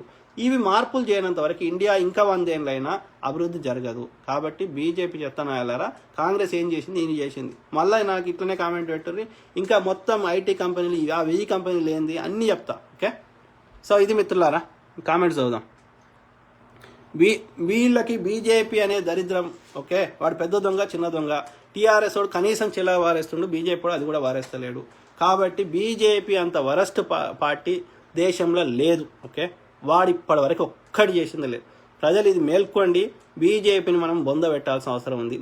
ఎస్పెషల్లీ దేశంలో వాళ్ళ బాధలు వాళ్ళు పడతారు, మనకు అన్ని రాష్ట్రాల్లో మన కంట్రోల్ లేదు. కానీ మన రాష్ట్రం గురించి ఆలోచిద్దాం. తెలుగు రాష్ట్రాల్లో బీజేపీ వల్ల నష్టం చాలా జరుగుతుంది. ఓకే, వాళ్ళు ఆ నార్త్ ఇండియాలో ఏమైనా చేస్తారో ఏం చేస్తారో అక్కడి ప్రజలు మేల్కోవాలి. లేకపోతే నార్త్ ఇండియాలో, సౌత్ ఇండియాలో అయినంత డెవలప్మెంట్ లేదు, సౌత్ ఇండియాలో అంత చదువుకున్న లేరు, సౌత్ ఇండియాలో ఉన్న పైసలు నార్త్ ఇండియాలో లేవు. మెజారిటీ ప్రజలు నార్త్ ఇండియాలో ఇప్పటికి కూడా 60-70 ఏళ్ళ నుంచి కూడా అట్లనే బీదోలు, ఇంక్లూడింగ్ ఏది వ్యవసాయం బాగా పంటలు వండేటువంటి ఏది మన యొక్క పంజాబ్ అయినా, హర్యానా ఉంది, ఉంది, అది గ్రీనరీ ఉంది. ఓకే, కానీ ఆర్థికంగా పైసలు ఉన్న వాళ్ళు కాదు అక్కడ నార్త్ ఇండియాలో. అల్లదల్లా కొంచెం గుజరాతే కొంచెం. ఓకే, ఎందుకంటే వాళ్ళు వ్యాపారాలు చేస్తారు కాబట్టి. ఓకే, అంతే తప్ప ఇప్పుడు రాజస్థాన్ తీసుకోండి, చాలా బీద రాష్ట్రం. ఓకే, మధ్యప్రదేశ్ తీసుకోండి, బీద రాష్ట్రం. ఓకే, ఛత్తీస్గఢ్ తీసుకోండి, బీద రాష్ట్రం. బీహార్ తీసుకోండి, బీద రాష్ట్రం. వెస్ట్ బెంగాల్ తీసుకోండి, బీద రాష్ట్రం. ఓకే, పైసలు ఏడని ఉన్నాయి కొంచెం అంటే సౌత్ ఇండియాలోనే ఉన్నాయి. భారతదేశంలో ఈ మహారాష్ట్ర కొంచెం బెటర్. ఓకే, బాంబే ఇది కొంచెం. ఓకే, మహారాష్ట్ర తర్వాత కర్ణాటక బెటర్, తమిళనాడు బెటర్, మనము ఆంధ్రప్రదేశ్. ఈ సౌతులు ఉన్న రాష్ట్రాలే కొంచెం బెటర్ ఉన్నాయి ఆర్థికంగా. ఓకే, ఎందుకంటే మనం ఎక్కువ చదువుకుంటాం, ఇంటెలెక్చువల్స్ ఎక్కువ. ఓకే, విషయం మీద అవగాహన ఉంటుంది, తొందర టెంప్ట్ కాము. ఓకే, కానీ ఒక్కటే వచ్చిన దరిద్రం ఏంటంటే మనం ఓటేస్తలేం. Educated people ఓటేస్తలేరు. ఆ చిల్లర కమ్ముడు వేటలు ఓటేస్తున్నారు. వాళ్ళు నిర్ణయిస్తున్నారు మన ఎమ్మెల్యే ఎవడు కావాలనేది. ఆ 30% ఓటింగ్ వాళ్ళు అలా కూడా 10%, గెలిచిన వాడికి 10% వస్తుంది. వాళ్ళు నిర్ణయిస్తున్నారు. పైసల కమ్ముడు వేటలు నిర్ణయిస్తున్నారు. ఇంటెలెక్చువల్స్, ట్యాక్సులు కడుతున్న వాళ్ళు, ఏమాత్రం బెనిఫిట్స్ పొందిన వాళ్ళు నిర్ణయిస్తలేరు. ఈ వ్యవస్థ మనం మార్చుకోగలిగితే ఓకే. సో మంచోడు ఏ పార్టీ అయినా సరే, నేను ఈ పార్టీ ఆ పార్టీ అంటలేను, ఏ పార్టీ వాడైనా సరే ప్రజల తరఫున కొట్లాడతాడు, ప్రజల తరఫున ప్రజల యొక్క సమస్యల మీద పోరాటం చేసేటువంటి వాడు, మనకు అందుబాటులో ఉండేవాడు, మన సమస్యల గురించి పోరాటం చేసేవాడు, స్వలాభాపేక్ష తక్కువ ఉండి ప్రజల సమస్యలమే ఎక్కువ ఉండేటోడు, మనతోటి మింగిల్ అయ్యేటోడు, మనతోటి కలిసి ఉండేటోడు ఏ పార్టీ వాడైనా సరే వానికి అవకాశం ఇవ్వండి.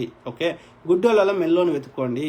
ఓకే, అది ఇప్పుడు అసెంబ్లీ తీసుకుందాం. 120 మందిలో బీజేపీ ఒక 40 మంది ఉన్నారు, కాంగ్రెస్ ఒక 40 మంది ఉన్నారు, టీఆర్ఎస్ ఒక 40 మందో 50 మందో ఉన్నారు అనుకుందాం మిత్రులారా. అప్పుడు ఏమవుతుంది? అసెంబ్లీలో ఏదైనా బిల్లు పాస్ కావాలంటే ఈ బీజేపీ వాడు, ఈ కాంగ్రెస్ వాడు వాడిని పాస్ కానిస్తాడు, అధికారం పార్టీ అని టీఆర్ఎస్ అని ఎన్ని 30 తిప్పలు పెడతారు ఒక బిల్లు పాస్ కావాలంటే. అటువంటి అప్పుడు ఏమవుతుంది? కేసీఆర్ చెప్పింది నడవది, వాడి రాజరికం నడవది, వాడు ఇష్టం ఉన్నట్టు చేస్తా అంటే కలవది.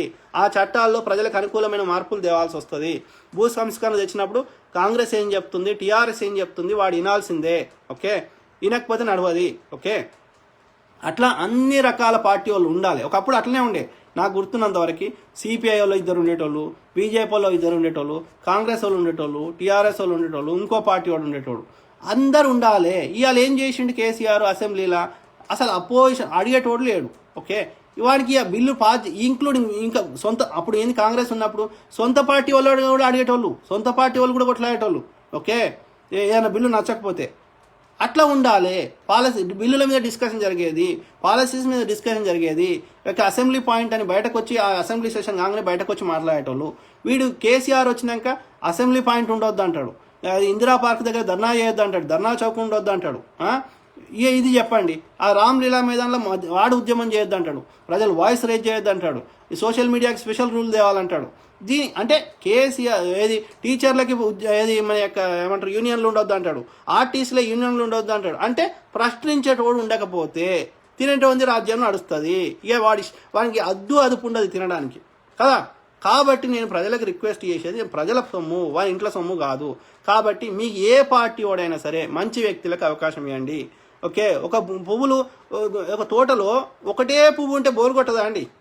అన్ని రోజులే ఉంటే బోరు కొట్టదా? అన్ని పువ్వులు ఉన్నాయనుకో, చామంతులు, గులాబీలు, ఇంకా మల్లెపూలు, ఇంకా రకరకాల పువ్వులు, మందారాలు ఉన్నాయనుకో, ఆ గార్డెన్ మంచిగా ఉంటుంది, అందంగా ఉంటుంది. అట్లనే అసెంబ్లీలో అన్ని పార్టీలు ఉన్నాయనుకో, అన్ని పార్టీలు తమ ఐడియాలజీ ఉంటుంది, అన్ని పార్టీలు కొట్లాడినాయి అనుకో, బాగుంటుంది కదా, ప్రజలకు మంచి మేలు ఎక్కువ జరుగుతుంది కదా. కాబట్టి నేను దయచేసి కోరుతున్నా, అట్లీస్ట్ ప్రతి ఎలక్షన్స్లో 70-80% ఓటింగ్ శాతం జరగాలి. ఓకే, అదేవిధంగా ఓన్లీ చదువుకో, ఎవ్వడు కూడా పైసలు తీసుకొని ఓటేయద్దు. ఎవ్వడు కూడా కావాలంటే వానికి ఓటేయడానికి మాకు ఏమేం చేస్తావో ఒక బాండ్ పేపర్ మీరు ఒక అసోసియేషన్ కింద ఏర్పాటు చేసి, ఇగో మా యొక్క డిమాండ్లు ఇవి, మాకు అక్కడ లోకల్ సమస్యలు ఏముంటే అవి.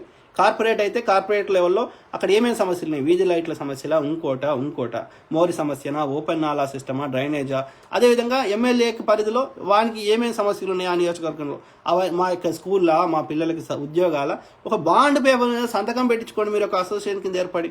ఇవన్నీ చేస్తేనే ఓటు, లేకపోతే లేదు. ఇవి చెయ్యాలి నువ్వు కంపల్సరీ. నువ్వు గెలిస్తే వానికి అధికారంలో గల్ల పట్టుకొస్తావో, వాడిని కొట్లాడతావో, అసెంబ్లీ ముందట ధర్నా చేస్తావో, ఇంకేం చేస్తావో. నా నియోజకవర్గం అభివృద్ధి కావాలంటే కేసీఆర్ 182,000 కోట్లలో 1000 కోట్లు నాకు తీసుకురా, 100 కోట్లు నాకు తీసుకురా, కొట్లాడి తీసుకొచ్చి నా నియోజకవర్గం అభివృద్ధి చేయి. అప్పుడే ఓటు అడుగు, లేకపోతే అడగకు. సేమ్ థింగ్ విత్ ఎంపీ నిధులు వాడు 22,46,000 కోట్లలో ప్రతి సంవత్సరం నా నియోజకవర్గానికి, ఈ యొక్క ఎంపీ నియోజకవర్గానికి 1000 కోట్లు తీసుకొచ్చి ఇక్కడ ఏమేమి సమస్యలు ఉన్నాయి, లోకల్ సమస్యలు, అది ఏదైనా కావచ్చు, ఇరిగేషన్ ప్రాజెక్టు కావచ్చు, స్కూళ్ళు కావచ్చు, కాలేజీలు కావచ్చు, రోడ్లు కావచ్చు, అక్కడ లోకల్ సమస్యలు ఏమున్నాయో అవి తీర్చేదాకా వానికి మళ్ళీ ఓటేయం బాండ్ పేపర్ రాయించుకొని అది ఓటేయము. ఈ బాండ్ పేపర్ తీసుకొని మనం కోర్టులో ఫైల్ చేసి వాని మీద నష్టపరిహారం దావా కింద, వాడు ఇచ్చిన ప్రామిసెస్ నెరవేర్చలేదు కాబట్టి వాని కింద నష్టపరిహారాన్ని వసూలు చేయాల్సిన అవసరం ఉంటుంది. ఇట్లాంటి ఏమన్నా మనం ఒక ఐకమత్యమయ్యి వానితోటి కొట్లాడి మంచివాడికి అవకాశం ఇవ్వకపోతే ఇంకా 100 ఏళ్ళైనా ఇంకా 1000 ఏళ్ళైనా భారతదేశము అభివృద్ధి చెందుతున్న దేశం అంటారు. కానీ అభివృద్ధి అట్లీస్ట్ అప్పుడు కాంగ్రెస్ హయాంలో వాడు 5-10 రూపాయలు తిన్నాక ఎంతో కొంత అభివృద్ధి జరిగింది. అట్లీస్ట్ మనం ఎక్కడ పాజిటివ్ డైరెక్షన్లో పోతున్నామని అనిపించేది. ఇప్పుడు అసలు రివర్స్లో పోతున్నాం. సో కాబట్టి మనము చైతన్యవంతులం కావాలి. ఆ చిన్న చిన్న వాటికి టెంప్ట్ కావద్దయ్యా. మనకు ఒక్క భూమి చూడండి, హైదరాబాద్లో ఒకప్పుడు రేట్లు ఎట్లుండి ఇవాళ ఎట్లున్నాయి. ఈ 30 కోట్ల 60 కోట్లు అవుతుంది మనం అభివృద్ధి చేసుకుంటే, ఉద్యోగాలు వస్తే అన్ని విధాలు మంచిగా అయితే. 2000 3000 ఏం చేసుకుంటారండి? 5000 నీకు ఒక 10 ఎకరాలు ఉందనుకో, హైదరాబాద్ కాకపోయినా డిస్టిక్లలో అయినా 10 ఎకరాలు ఉందనుకో, నీకు భూమి రేటు బాగా పెరిగిందనుకో, నువ్వు ఒక ఎకరం అమ్ముకొని బ్యాంకులో పెట్టుకుంటే నీకు ఇంట్రెస్ట్ తోటి బతుకుతావు. 2000 3000 ఓటు అమ్ముకోండి ఏందండి? ఆలోచించండి. ఇప్పుడు అమెరికాలో అమ్ముకుంటలేరు కదా ఓటు. పోలీసోడు లంచం తీసుకోడు, ప్రజలు ఎవ్వడు లంచం తీసుకోడు, నాకు తెలిసినంత వరకు తీసుకోడు. నువ్వు ఇస్తే నిన్ను ఇమ్మీడియట్గా అరెస్ట్ చేస్తారు. నువ్వు అట్లా ఇస్తే ఇమ్మీడియట్గా అరెస్ట్ చేస్తారు. సో అందుకే ఈ దేశాల అభివృద్ధి జరుగుతున్నాయి. అమెరికాలో అభివృద్ధి జరుగుతుంది, బ్రిటన్లో జరుగుతుంది. లంచాలు తీసుకోరు. ఈ యొక్క ప్రతి దగ్గర అడగరు. చిన్న ఆఫీస్ నుంచి పెద్ద ఆఫీస్ దాకా అడగరు. ఓటు మాకు పైసలు ఇస్తే ఏమన్నారు? పాలసీస్ అడుగుతారు. మాకు ప్రజలకు ఏం చేస్తావు, గెలిపిస్తే ఏం చేస్తావు, ఏం కడతావు, లేకపోతే ఏమేం పాలసీస్ చేస్తావు, అట్లాంటివి మాట్లాడతారు. క్యాంపెయినింగ్లో ఏం మాట్లాడతారు? పైసలు ఇచ్చి ఓటు కొనుక్కుంటారా? ఎంతగా ఇక మరి ఇక ఎట్లా అభివృద్ధి జరుగుతుంది? ప్లీజ్ దయచేసి ఆలోచించండి. ఎవ్వడు వాని ఇంట్లోకి వెళ్ళి ఇస్తాడు పైసలు? కేసీఆర్ ఇస్తలేడు, మోడీ ఇస్తలేడు. మన పైసలు మీరు ఏడ కడుతున్నారు మీకు తెలవాలంటే ట్యాక్స్ ఏమేమి కడతారో మీరు ఒకసారి కూర్చుండి ఆలోచించండి మేధావులారా. ఏ ట్యాక్స్లు కడుతున్నారు? ఇన్కమ్ ట్యాక్స్ ఎంత కడతారు? ఒక సాఫ్ట్వేర్ ఇంజనీర్ కూడా, లేకపోతే ఇంకో సెంట్రల్ గవర్నమెంట్ కూడా, స్టేట్ గవర్నమెంట్ ఎంప్లాయీ, లేకపోతే ఇంకో పని చేసుకుంటాడా, ఒక వ్యాపారస్తుడా, నువ్వు ఏ ట్యాక్స్లు కడతావు? గవర్నమెంట్కి, సెంట్రల్ గవర్నమెంట్కి ఏమేమి కడతావు, స్టేట్ గవర్నమెంట్కి ఏమేమి కడతావు? ఒక సేల్స్ ట్యాక్స్, ఒక నువ్వు ఏదైనా వస్తువు కొనుక్కుంటే అలా సెంట్రల్ గవర్నమెంట్ ఎంత పోతుంది, స్టేట్ గవర్నమెంట్ ఎంత పోతుంది? ఒకసారి కూర్చుండి ఆలోచించండి. నీకు అర్థం కాకపోతే చార్టెడ్ అకౌంటెంట్ ఉంటాడు, లేకపోతే వాడు అనేది ట్యాక్స్ కన్సల్టెంట్ ఉంటాడు నియర్ బై టౌన్లో కానీ నియర్ బై సిటీలో కానీ. పోయి అడిగి వానికి ఒక ఫోన్ చేసి నేను ఏమేమి ట్యాక్స్లు కడతారా, ఏమేమి ట్యాక్స్లు ఉంటాయి, గవర్నమెంట్కి ఎట్లా ఇన్కమ్ వస్తుంది అంటే చెప్పడా వాడు? ఒక ట్యాక్స్ కన్సల్టెంట్ని పోయి మాట్లాడితే వాడు చెప్పడా? ఒక జర్నలిస్ట్ మిత్రునికి అడిగితే చెప్పడా? ఒక గవర్నమెంట్ ఎంప్లాయీకి అడిగితే చెప్పడా? ఒక టీచర్ని అడిగితే చెప్పడా? ఇంతో అంతో చదువుకున్న పిలిచి గవర్నమెంట్కి ఎట్లా వస్తాయి ఇన్కమ్, నేను ఈ వస్తువు కొనుక్కొచ్చిన ఇవ్వాలా, ఇలా గవర్నమెంట్కి ఎంత ట్యాక్స్ పోతుందంటే చెప్పడా అండి? మరి నీ పైసలే కదయ్యా, మరి నష్టం నువ్వే జరుగుతుంది కదా. ప్లీజ్ ఆలోచించండి. ఓకే, రైతులకి గిట్టుబాటు ధర పెంచాలి. ఈ కొత్త రైతు చట్టాల్లో గిట్టుబాటు ధర అనే కాన్సెప్ట్ తీసేసిండు బీజేపీ. గిట్టుబాటు ధర అంటే మద్దతు ధర అంటారు. Okay, minimum support price. మద్దతు ధర లేకపోతే ఏమవుతుంది? 1800 మన యొక్క వడ్లకి ఇవ్వాల్సింది అది తీసేస్తే ఏమవుతుంది? రిలయన్స్ అనే గద్ద వచ్చి 900కే మాకు వడ్లు అమ్మమంటాడు, 500కే మాకు వడ్లు అమ్మమంటాడు. ఓకే, అర్థమైందా? సో ఆ కాన్సెప్ట్ ఉండొద్దు. అంటే మినిమం సపోర్ట్ ప్రైస్ అనేది ఉండాలి. దాన్ని 3000 చేయి, 3000 చేయి. ఇప్పుడు జొన్నలకి అదే ఆ ఎగ్జాంపుల్లో 150 రూపాయలు పెట్టినప్పుడు 100 రూపాయలు మినిమం చేయి, ఎంఎస్పి చేయి. ఎంఎస్పి 100 రూపాయలు చేయి. అంటే మినిమం 100 రూపాయల కంటే తక్కువకి ఎవ్వడూ కొనొద్దు రైతు దగ్గర. అంతకంటే ఎక్కువకే కొనాలి కానీ తక్కువ కొనొద్దు అనేది తీసుకురా. ఎంఎస్పిని పెంచు. కానీ ఇప్పుడు ఏం చేస్తున్నాయి కొత్త చట్టాల్లో? మీరు డైరెక్ట్ కొనుక్కోవచ్చు అనే కళ్ళబుల్లి కబుర్లు చెప్పి ఎంఎస్పి అనే దాన్ని తీసేస్తున్నాడు. తీసేస్తే రిలయన్స్ అనేటోడు 100కి ఇమ్మంటాడు. అర్థమైందా? ఎంఎస్పి తీసేస్తే ఎంత డేంజర్ రైతులకి. మరి మన తెలంగాణ రైతులకు ఎందుకు అర్థమవుతలేదు? ఆ యొక్క పంజాబ్లో ఉన్న రైతులకు అర్థమైనప్పుడు. సో బీజేపీ భ్రమల పడకండి. బీజేపీ అంత దరిద్రం ఇంకోటి లేదు. ఇన్ఫర్మేషన్ ప్రజలకు తెలియనియరు. ఈ మీడియాని కంట్రోల్ చేస్తారు. దొంగ మీడియా, అమ్ముడు అయిన మీడియా, దొంగ ముండ కొడుకులారా. మీరు లాభం కావాలని చెప్పి, మీరు పైసలు సంపాదించుకోవాలి, 50 కోట్లు 100 కోట్లు సంపాదించుకోవాలని చెప్పి ప్రజలకు వాస్తవాలు తెలియనిస్తలేరు ఈ ముండా కొడుకులు. అబద్ధాలు ప్రచారం చేస్తారు.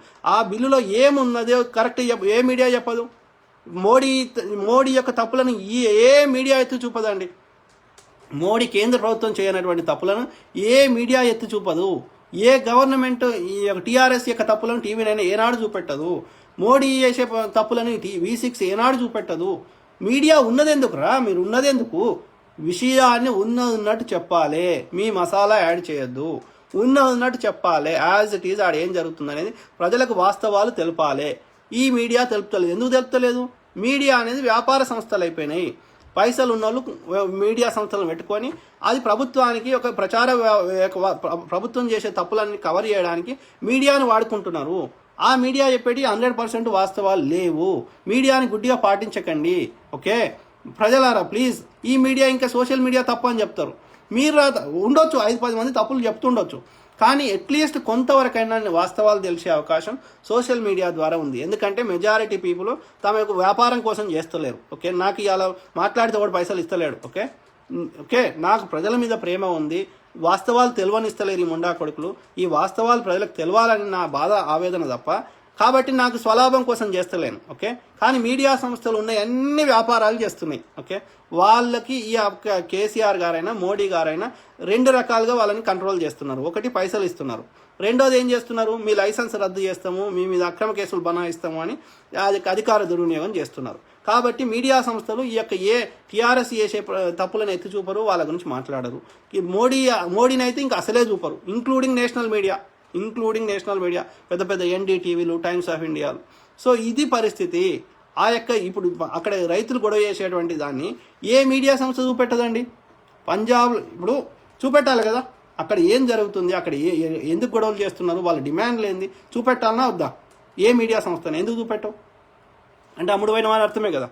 అంత పెద్ద ఉద్యమం జరుగుతుంది, అంతమంది రైతులు అక్కడ వచ్చి అన్ని కష్టాలు పడుతున్నారు, వాళ్ళని పోలీసోడు రకరకాలుగా ఇబ్బందులు పెడుతున్నారు, ఆర్మీ వాడు, పోలీసోడు. మరి ఆ ఇన్సిడెంట్ మన దేశంలో అయినప్పుడు అది ఎందుకు చూపెట్టారు కామన్ మ్యాన్కి?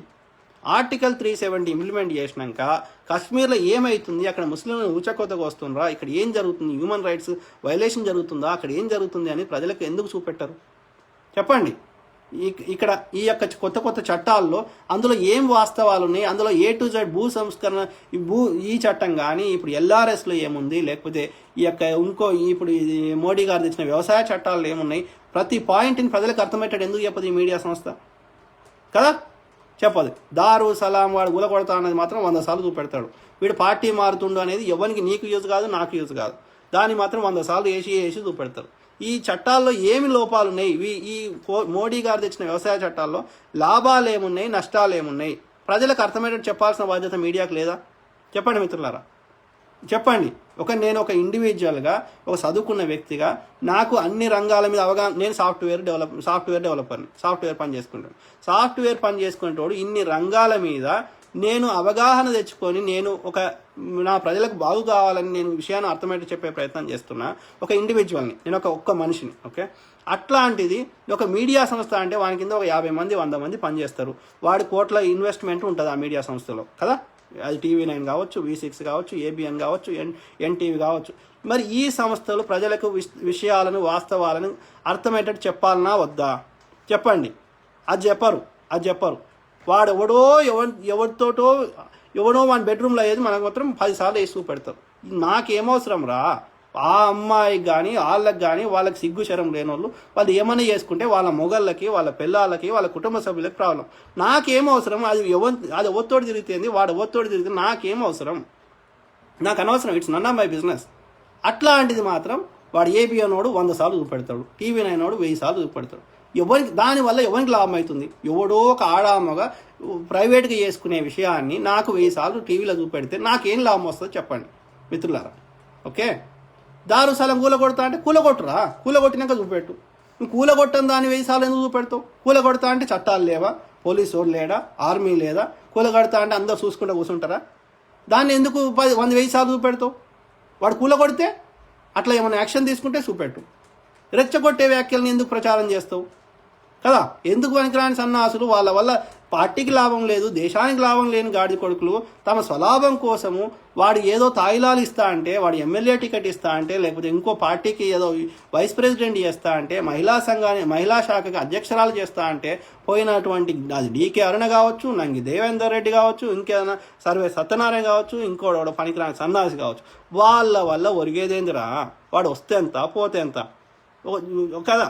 ఒక బియ్యం చెరిగితే దాన్ని వచ్చే పొట్టు లాంటి వాళ్ళు, వాళ్ళతోటి ఒరిగేది ఏమీ లేదు, ఎవరికి, సమాజానికి లేదు, ఎవరికి లేదు. వాళ్ళ స్వార్థం కోసము ఆడ గెలిచే అవకాశం ఉంది ఆ పార్టీ కాబట్టి, ఆడ 4 పైసలు ఉన్నాయి అధికారంలో కాబట్టి, 4 పైసలు వస్తాయని పోయేటోని గురించి 1000 సార్లు చూపెడతావు.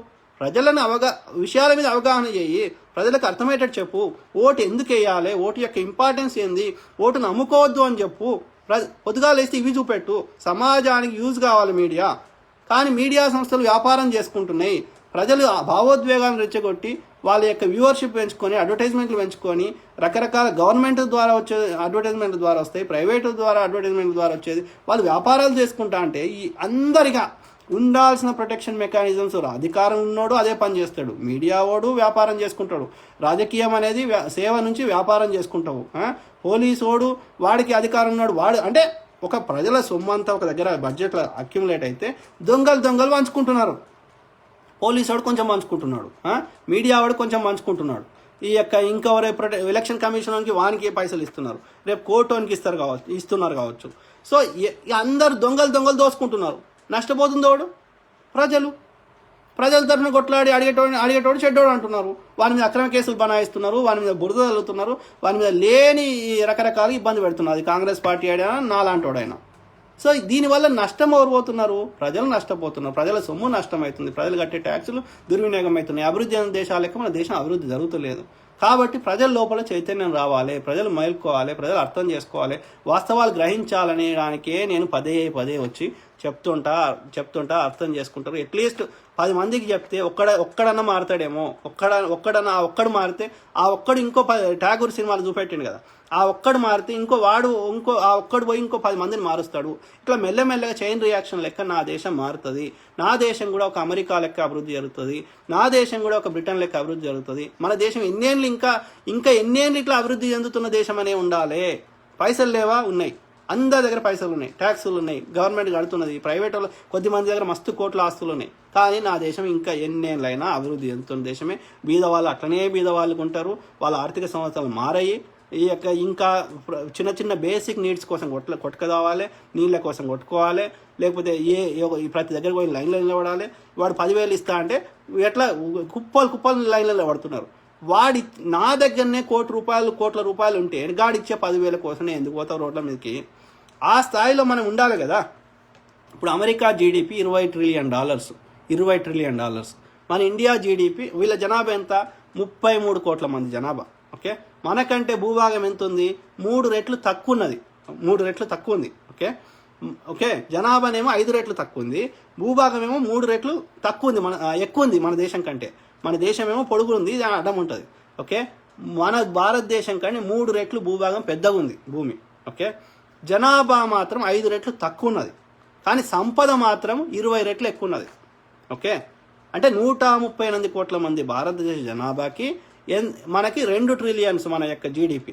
ఓకే, 2.87 ఎంతనో ఉంది. ఓకే, సో అది వీడికి 20 ట్రిలియన్స్ ఉంది. అంటే వీళ్ళు ఎంత అందుకే ధనిక దేశం అంటారు. మన దగ్గర ఒక యావరేజ్ కామన్ మ్యాన్ దగ్గర ఉండే పైసలతో పోలిస్తే 20 రెట్లు ఎక్కువ ఉన్నాయి అమెరికాలో పైసలు అన్నట్టు. ఓకే, సో అందుకే ధనిక దేశం అన్నారు.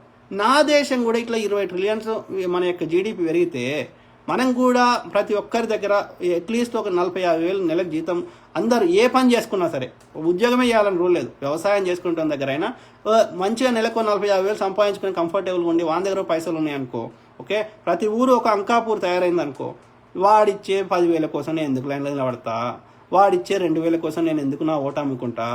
చెప్పండి కదా. నా దేశానికి బుల్లెట్ ట్రైన్ కావాలి, నా దేశానికి మంచి ట్రాన్స్పోర్టేషన్ కావాలి, నా దేశంలో ఈ పొద్దుగాలు వేస్తే పెట్రోల్ కాకుండా ఆల్టర్నేటివ్ ఎనర్జీ ఉండాలి. ఈ పొల్యూషన్ వల్ల వింత రోగాలు వస్తున్నాయి, సౌండ్ పొల్యూషన్ అవుతుంది, ఎయిర్ పొల్యూషన్ అవుతుంది కదా. ఇవి పోవాలి. అభివృద్ధి చెందిన దేశాలు అట్లా లేదు కదా. ఈ వర్షాలు వస్తే అభివృద్ధి దేశాలు ఇండ్లకు నీళ్ళు వస్తలేవు కదా. నా దేశం అట్లా ఉండొద్దు. ఈ చిన్న వాటికి మనం రోజు పొద్దుగాలు వేస్తే కొట్టుకదావద్దు. ఒక ప్రశాంతమైన వాతావరణంలో మంచిగా 100 ఏళ్ళు బతకగలగాలి ఆరోగ్యంగా. ఇవి కొద్ది మందే ఉంటున్నారు కదా అట్లా. ఎవడైతే సెలబ్రిటీలు, ఎవడైతే బాగా పైసలు ఉన్నవాడు కొద్దిమంది దగ్గర మంచి లైఫ్ ఉంటుంది. అది ప్రగతి భవన్ చుట్టూ కానీ ప్రగతి భవన్ లోపల కానీ బెస్ట్ ఫెసిలిటీస్ ఉండొచ్చు. నాగార్జున ఇండ్లు కానీ, రామానాయుడు స్టూడియోస్ కానీ, ఈ చిరంజీవి ఇల్లు కానీ మంచిగా ఉంటుండొచ్చు. అట్లాంటి ఫెసిలిటీస్ కామన్ మ్యాన్ దగ్గర ఎంతమంది దగ్గర ఉన్నాయి? ఇంక్లూడింగ్ సాఫ్ట్వేర్ ఇంజనీర్లు కూడా, వాళ్ళు కూడా పొద్దుగాలు వేస్తే ప్రతి సమస్యలకి ఇబ్బంది పడుతున్న వాళ్ళే. ఇంక్లూడింగ్ సాఫ్ట్వేర్ జాబ్ అంటే దగ్గర ఎక్కువ పైసలు సంపాదిస్తారు, వాళ్ళు కూడా రోడ్ మీదకి వస్తే ఇబ్బందులు పడేటోళ్ళే. ఈవెన్ ఇంక్లూడింగ్ ఈ సెలబ్రిటీస్ కూడా ఎక్కడికైనా పోవాలంటే మళ్ళీ రోడ్డు మీద అంతా చెత్తనే, రోడ్డు మీద అంతా వాళ్ళకి ఇబ్బందులే, ట్రాఫిక్ సమస్యలే. ఇవి పోవాలి కదా. పోవాలంటే ట్రాఫిక్ సమస్యలు పోవాలంటే దానికి ఈ యొక్క ఏమంటారు, పబ్లిక్ ట్రాన్స్పోర్టేషన్ మంచిగా చేయి, ఈ ట్రైన్ సిస్టమ్ని ఇంకా ఇంప్రూవ్ చేయి. ఓకే, ఇంకా వేరే ఆల్టర్నేటివ్ చూడు. ఎనర్జీ వేరే అన్ని విధాల డిఫరెంట్ సోర్సెస్ చూడు. చీప్ ఎనర్జీ అయ్యేటట్టు చూడు. పెట్రోల్ ఇంత రేటు కాకుండా తక్కువ ఆల్టర్నేటివ్ ఎనర్జీ మనకు వచ్చింది అనుకో, ఇన్ని పెట్రోల్కి ఇంత పైసలు ఖర్చు పెట్టాల్సిన అవసరం ఉందా? మనం పెట్రోల్ విదేశాల నుంచి ఇంత ఇంపోర్ట్ చేసుకోవాల్సిన అవసరం ఉందా? మనం ఆల్టర్నేటివ్ వేరే విధంగా మనం పబ్లిక్ ట్రాన్స్పోర్టేషన్ పెంచి అది ట్రైన్లు ఎలక్ట్రిసిటీ మీద నడుస్తాయి, ఓకే, పెట్రోల్ మీద నడవాయి. ఆ పబ్లిక్ ట్రాన్స్పోర్టేషన్ ఫ్రీగా చేసేసి హైదరాబాద్ ఏడికి పోయినా ఫ్రీ చేసేసి కదా, ఎలక్ట్రిసిటీ మీద నడుస్తుంది, పొల్యూషన్ ఉండదు, సౌండ్ పొల్యూషన్ ఉండదు. ఫ్రీగా చేసినాం అనుకో, అందరు ఈ కార్లు పట్టుకునే బదులు మంచిగా ట్రైన్లో పోతారు, ట్రైన్లో వస్తారు. అన్ని ఆ ట్రైన్ ఏడికైనా మంచిగా పోయేటట్టు చేస్తే మనకి పెట్రోల్ ఇంపోర్ట్ చేసుకోవాల్సిన అవసరం లేదు. ప్రజల చేతిలో 4 పైసలు ఆడతాయి. అనవసరం ఈ పెట్రోల్ మీద ఇన్ని పైసలు ఖర్చు పెట్టుకోరు కదా. పెట్రోల్ మీద ఇంది పెట్టకపోతే నాట్ ఓన్లీ మనకి కాకుండా ఈ వస్తువులు ట్రాన్స్పోర్ట్ చేస్తాం కదా, ఈ వస్తువులు ట్రాన్స్పోర్ట్ చేయడానికి వాడు చేసే దాంట్లో ఈ ట్రావెలింగ్ ఛార్జెస్ కూడా ఇస్తారు కదా. ఈ ట్రావెలింగ్ ఛార్జెస్ కూడా మనకు వస్తువులో యాడ్ చేస్తారు కదా, ట్రాన్స్పోర్టేషన్ ఛార్జెస్, అవి తగ్గుతాయి కదా. So there are so many, petrol rate లేకపోతే దెర్ ఆర్ సో మెనీ. ఇట్లాంటిది ఇన్ఫ్రాస్ట్రక్చర్ బిల్డ్ అయ్యి ఇది కావాలంటే ఆ అధికారంలో ఉన్నవానికి ఇక మంచోని ఎన్నుకుంటే ఇవన్నీ చేసే అవకాశాలు ఉంటాయి. ఈ గాడిద కొడుకులకు ఓటు మనం 2000 3000కి అమ్ముకుంటే ఇన్ని నష్టాలు జరుగుతాయి. అభివృద్ధి ఉండదు. అభివృద్ధి లేకపోతే అన్ని విధాల నష్టం జరుగుతుంది. ఉద్యోగాలు ఉండయి, మన యొక్క భూములకు రేట్లు పడిపోతాయి, అడుక్కునే పరిస్థితి వస్తుంది. అదే జరుగుతుంది. ఇప్పుడు 20 వాడు ఏం రాసిండు, వీళ్ళ యొక్క రిపోర్ట్స్, పెద్ద పెద్ద ఇంటర్నేషనల్ ఆర్గనైజేషన్ యొక్క ఈ మానిటరీ కంపెనీల యొక్క రిపోర్ట్స్ ఏం చెప్తున్నాయి, వరస్ట్ రిసెషన్ 1979 తర్వాత ఇప్పుడు వస్తున్నది. ఇక నెక్స్ట్ ఫస్ట్ క్వార్టర్ ఆఫ్ 2021లో ఇండియాకి రిసెషన్ వస్తున్నది. లాస్ట్ ఇయర్ ఏప్రిల్ మేతో పోలిస్తే ఈ ఏప్రిల్ మే వరకు ప్లస్లో ఉన్నది. అంటే -23 స్ట్రింక్ అయింది జీడిపి. అంటే ఆర్థికంగా చాలా ఇబ్బందులు ఉన్నది. అందరూ ఉద్యోగాలు పోతున్నాయి, 4 పైసలు సంపాదించుకునే పొజిషన్ లేదు ఇండియా అని అన్ని రిపోర్ట్స్ చెప్తున్నాయి. సో ప్రజలు అయినా కానీ మేల్కోకుండా, ప్రభుత్వాలను ప్రశ్నించకుండా, వాడు చెప్పే ఈ అబద్ధాలు కల్లిబొల్లి కబుర్లకు మోసపోయి అట్లనే ఓటేయండి, ఇట్లనే బాధపడుకుంటూ బతుకుతారు. ఓకే, సో అది మిత్రులారా. ఓకే, మనము ఈ యొక్క బీజేపీ చెత్త నా కొడుకులకి వాళ్ళు ఏం చేసిన దానికి చెప్పండి. ఓకే, నేను చెప్పే ఉద్దేశం ఏంటంటే మీరు ఇన్నది అర్థమయ్యేటట్టు చెప్పండి. ఓకే, ఒక్క రోజులో మారది. ఆ చెత్త నా కొడుకులకి మనం ఆన్సర్ చెప్తూనే ఉండాలి. వాళ్ళ యొక్క దుష్ప్రచారాన్ని మనం ఆపుతూనే ఉండాలి. లేకపోతే వాడు ఇట్లా అబద్ధాలు ప్రచారం చేస్తూనే ఉంటాడు, వాడు ఆపడు కదా. ప్రజలకు మనం మేల్కోవాలి. ప్రజల్ని ఇంటెలిజెంట్ చేస్తే చాలు, ప్రజల్ని మేల్కొల్పితే చాలు. ఇక వాడు ఎంత అబద్ధం చెప్పినా వినరు. ఆ స్టేజ్ వస్తుంది కదా. చిన్నప్పుడు ఏదో స్టోరీ చదువుకున్నాం కదా, వాడు ఒకసారి అబద్ధం ఆడతాడు, 2 సార్లు అబద్ధం ఆడతాడు, 3వసారి అది నిజంగానే పులి వచ్చింది, పులి వచ్చింది అంటే పోకపోతే అది నిజంగా పులి వస్తుంది, చచ్చిపోతారు. అట్లా పరిస్థితి వస్తుంది. కాబట్టి ఈ దుర్మార్గం లెట్స్ ఎక్స్పోజ్ దెమ్. ఈ బీజేపీ అంత దరిద్ర పార్టీ లేదు. ఫస్ట్ బీజేపీ మనకు టార్గెట్, టీఆర్ఎస్ కంటే కూడా. టీఆర్ఎస్ అట్లీస్ట్ చిల్లర వంచుతున్నాడు. వాడు వాడు ఓకే డెమోక్రసీని చంపుతున్నాడు, ప్రజాస్వామ్యాన్ని చంపుతున్నాడు, ప్రజలకి వాడు చెప్పినంత చేస్తలేడు, కానీ అట్లీస్ట్ 10 రూపాయలు వాడు చేస్తున్నాడు. కాబట్టి ఇద్దరిని ఒకటేసారి కొట్టలేం కదా. కాబట్టి మన టార్గెట్ బీజేపీ వరస్ట్ ఉంది. బీజేపీ వల్ల ఏ రకంగా లాభం అయితే లేదు. మత విద్వేషాలు రెచ్చగొట్టి మనం నాశనం చేస్తున్నాడు. మనం అన్నదమ్ములు లెక్క మనం మంచిగా కలిసి ఉన్నటువంటి అన్ని మతాల వారిని ఇవాళ లేనని కూడా మతం ఫీలింగ్ తెస్తున్నాడు. ఊర్లలో కూడా మతం ఫీలింగ్ తెచ్చేసి మనకు కొట్లాట పెట్టిపిస్తున్నాడు. ఇది మంచి పద్ధతి కాదు. సమాజానికి మనం కొట్లాడుకోవడం వల్ల ఎవ్వనికి ఏ రకం కూడా సమాజానికి మంచిగా అయితే లేదు, మనకు మంచిగా అయితే లేదు. కాబట్టి ఈ బీజేపీ అనే పార్టీని నార్త్ ఇండియాలో వాళ్ళు ఏమన్నా సావని కానీ మన తెలుగు రాష్ట్రాల్లో మాత్రం రాకుండా కాపాడుకోవాల్సిన బాధ్యత ఎంతైనా మన మీద ఉంది. ఓకే, వాళ్ళు ఏ రకంగా అభివృద్ధి చేస్తలేరు. ఓకే, ఇది మనము కంటిన్యూస్ ఎడ్యుకేట్ చేద్దాం. ఓకే, కొన్ని సతీష్ ఏం చెప్తాం, 70 ఏండ్లు పీకింది ఏది చెప్పు, కాంగ్రెస్ నార్త్ బీద రాష్ట్రాలు చేసింది ఎవడు. ఓకే, సతీష్ బీద రాష్ట్రాలు చేయలేదు. ఓకే, కాంగ్రెస్ అభివృద్ధి చేసిందే చెప్పిన నేను ఇంతవరకు. నీకేమర్థమైందో నాకు తెలియదు. ఐఐటి ఖరగ్పూర్ అనేది ఏడుంది? తెలంగాణ లేదు. ఐఐటి ఖరగ్పూర్ అనేది, ఐఐఎం అహ్మదాబాద్ అనేది తెలంగాణ లేదు. ఇది కాంగ్రెసే కట్టింది. ఎయిమ్స్ ఢిల్లీలో కట్టింది, ఐఐటి ఢిల్లీ కట్టింది, లేకపోతే ఐఐటి చెన్నై కట్టింది. అది తెలుగు రాష్ట్రం కాదు అది. Okay, IIT Hyderabad. Okay, JNTU వేరు రాష్ట్రాల్లో. ఓకే, అది తెలుగు రాష్ట్రాలు కాదు. కాంగ్రెస్ చేయాల్సినంత ఫ్రమ్ స్క్రాచ్, అంటే బ్రిటిష్ వాడు పోయేటప్పుడు ఏం చెప్పిన నేను, తినడానికి తిండి లేదు, కట్టుకోవడానికి బట్టలు లేవని చెప్పిన. ఆడవాళ్ళకి ఏంది, మన బట్టలు అనేది వెరీ ఇంపార్టెంట్. ఆడవాళ్ళకి మనం కొన్ని రెస్ట్రిక్షన్స్ సమాజంలో తెచ్చిండ్రు. ఒకప్పుడు పరిస్థితులు వేరుండే వెనకట, కానీ మనం తెచ్చినప్పుడు వాళ్ళ యొక్క మానము అనేది, ఆ మానవుని కాపాడుకునేటువంటి పరిస్థితి కూడా మనకు లేదు బ్రిటిష్ వాడు పోయేటప్పుడు. అది పరిస్థితి ఉండే. అట్లాంటిది ఒక్క రోజులో అద్భుతాలు జరిగాయి కదా, ఒక్క రోజులో అద్భుతాలు జరిగాయి కదా. ఆఫ్రికా దేశాలు 60-70 ఏళ్ళైనా కానీ ఏమాత్రం అభివృద్ధి జరగలే కదా. ఆఫ్రికా దేశాలు, చాలా దేశాలు ఇప్పటికీ 70 ఏళ్ళ కింద ఎట్లున్నాయో, 200 ఏళ్ళ కింద ఎట్లున్నాయో ఇప్పుడు కూడా అట్లే ఉన్నాయి కదా చాలా ఆఫ్రికా దేశాలు. ఇప్పటికి కూడా చాలా దేశాలు బీదరికంగానే ఉన్నాయి. మీరు పోయి చూడండి, నేను అబద్ధం ఆడితే. ఓకే, అట్లా చాలా దేశాలు, అభివృద్ధి అయిన దేశాలు కొన్నే ఉన్నాయి. అమెరికా, యూరోప్లో కొన్ని దేశాలు అట్లా ఉన్నాయి తప్ప ఇప్పుడు మెక్సికో ఉన్నది, అభివృద్ధి లేదా. 50 ఏళ్ళైంది, 70 ఏళ్ళైంది, 100 ఏళ్ళైంది, అభివృద్ధి లేదు. నేపాల్ ఎన్నేళ్ళే గట్లనే ఉన్నది. అట్లా ఎన్నో, ఇప్పుడు బంగ్లాదేశ్, లేకపోతే పాకిస్తాను, ఇట్లా ఎన్ని దేశాలు ఉన్నాయి. అటువంటప్పుడు వాళ్ళందరూ, అమెరికాకి ఎన్ని ఏళ్ళ స్వతంత్రం వచ్చి 200 నుంచి 300 ఏళ్ళ మంతనైంది. ఓకే, 300 ఏళ్ళల్లో వీళ్ళు సాధించిన అభివృద్ధి 300 ఏళ్ళు అయింది స్వతంత్రం వచ్చి. మనకు 70 ఏళ్ళ స్వతంత్రంలో మనకు భూభాగం ఏది అమెరికా కంటే 3 అంతస్తులు తక్కువ ఉన్నది, జనాభా 5 అంతస్తులు ఎక్కువ ఉన్నప్పటికీ మనం అమెరికా తర్వాత, చైనా తర్వాత, అమెరికాతోటి, చైనాతోటి, రష్యాతోటి, మనం వీళ్ళ అగ్రదేశాలతోటి, రిసోర్స్ ఎక్కువ ఉన్న దేశాలు, జనాభా తక్కువ ఉన్న దేశాలతోటి కంపీట్ అవుతున్నాం. ఏం అడుక్కదినే స్థాయి నుంచి.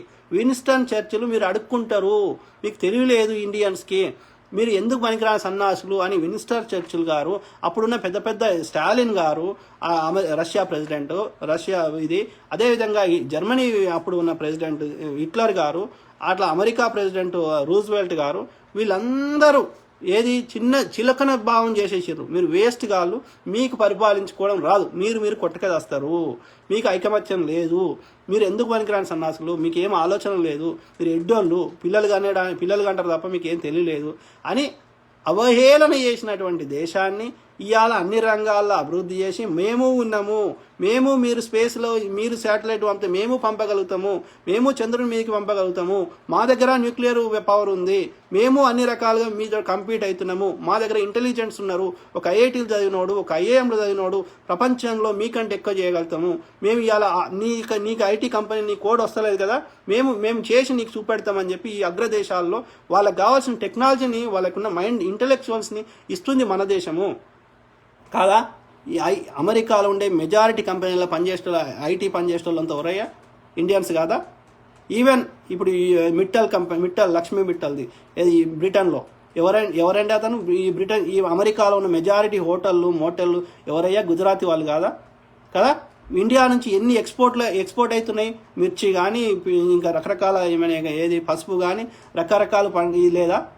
ఇవన్నీ ఎట్లా సార్, ఒకప్పుడు ఇంపోర్ట్ చేసుకొని మనం ఏం లేని గతి లేని దేశం నుంచి ఇవాళ 70 ఏళ్ళ ఇన్ని రకాలుగా అభివృద్ధి చేసినాము, ఇంకా కావాల్సింది ఉంది.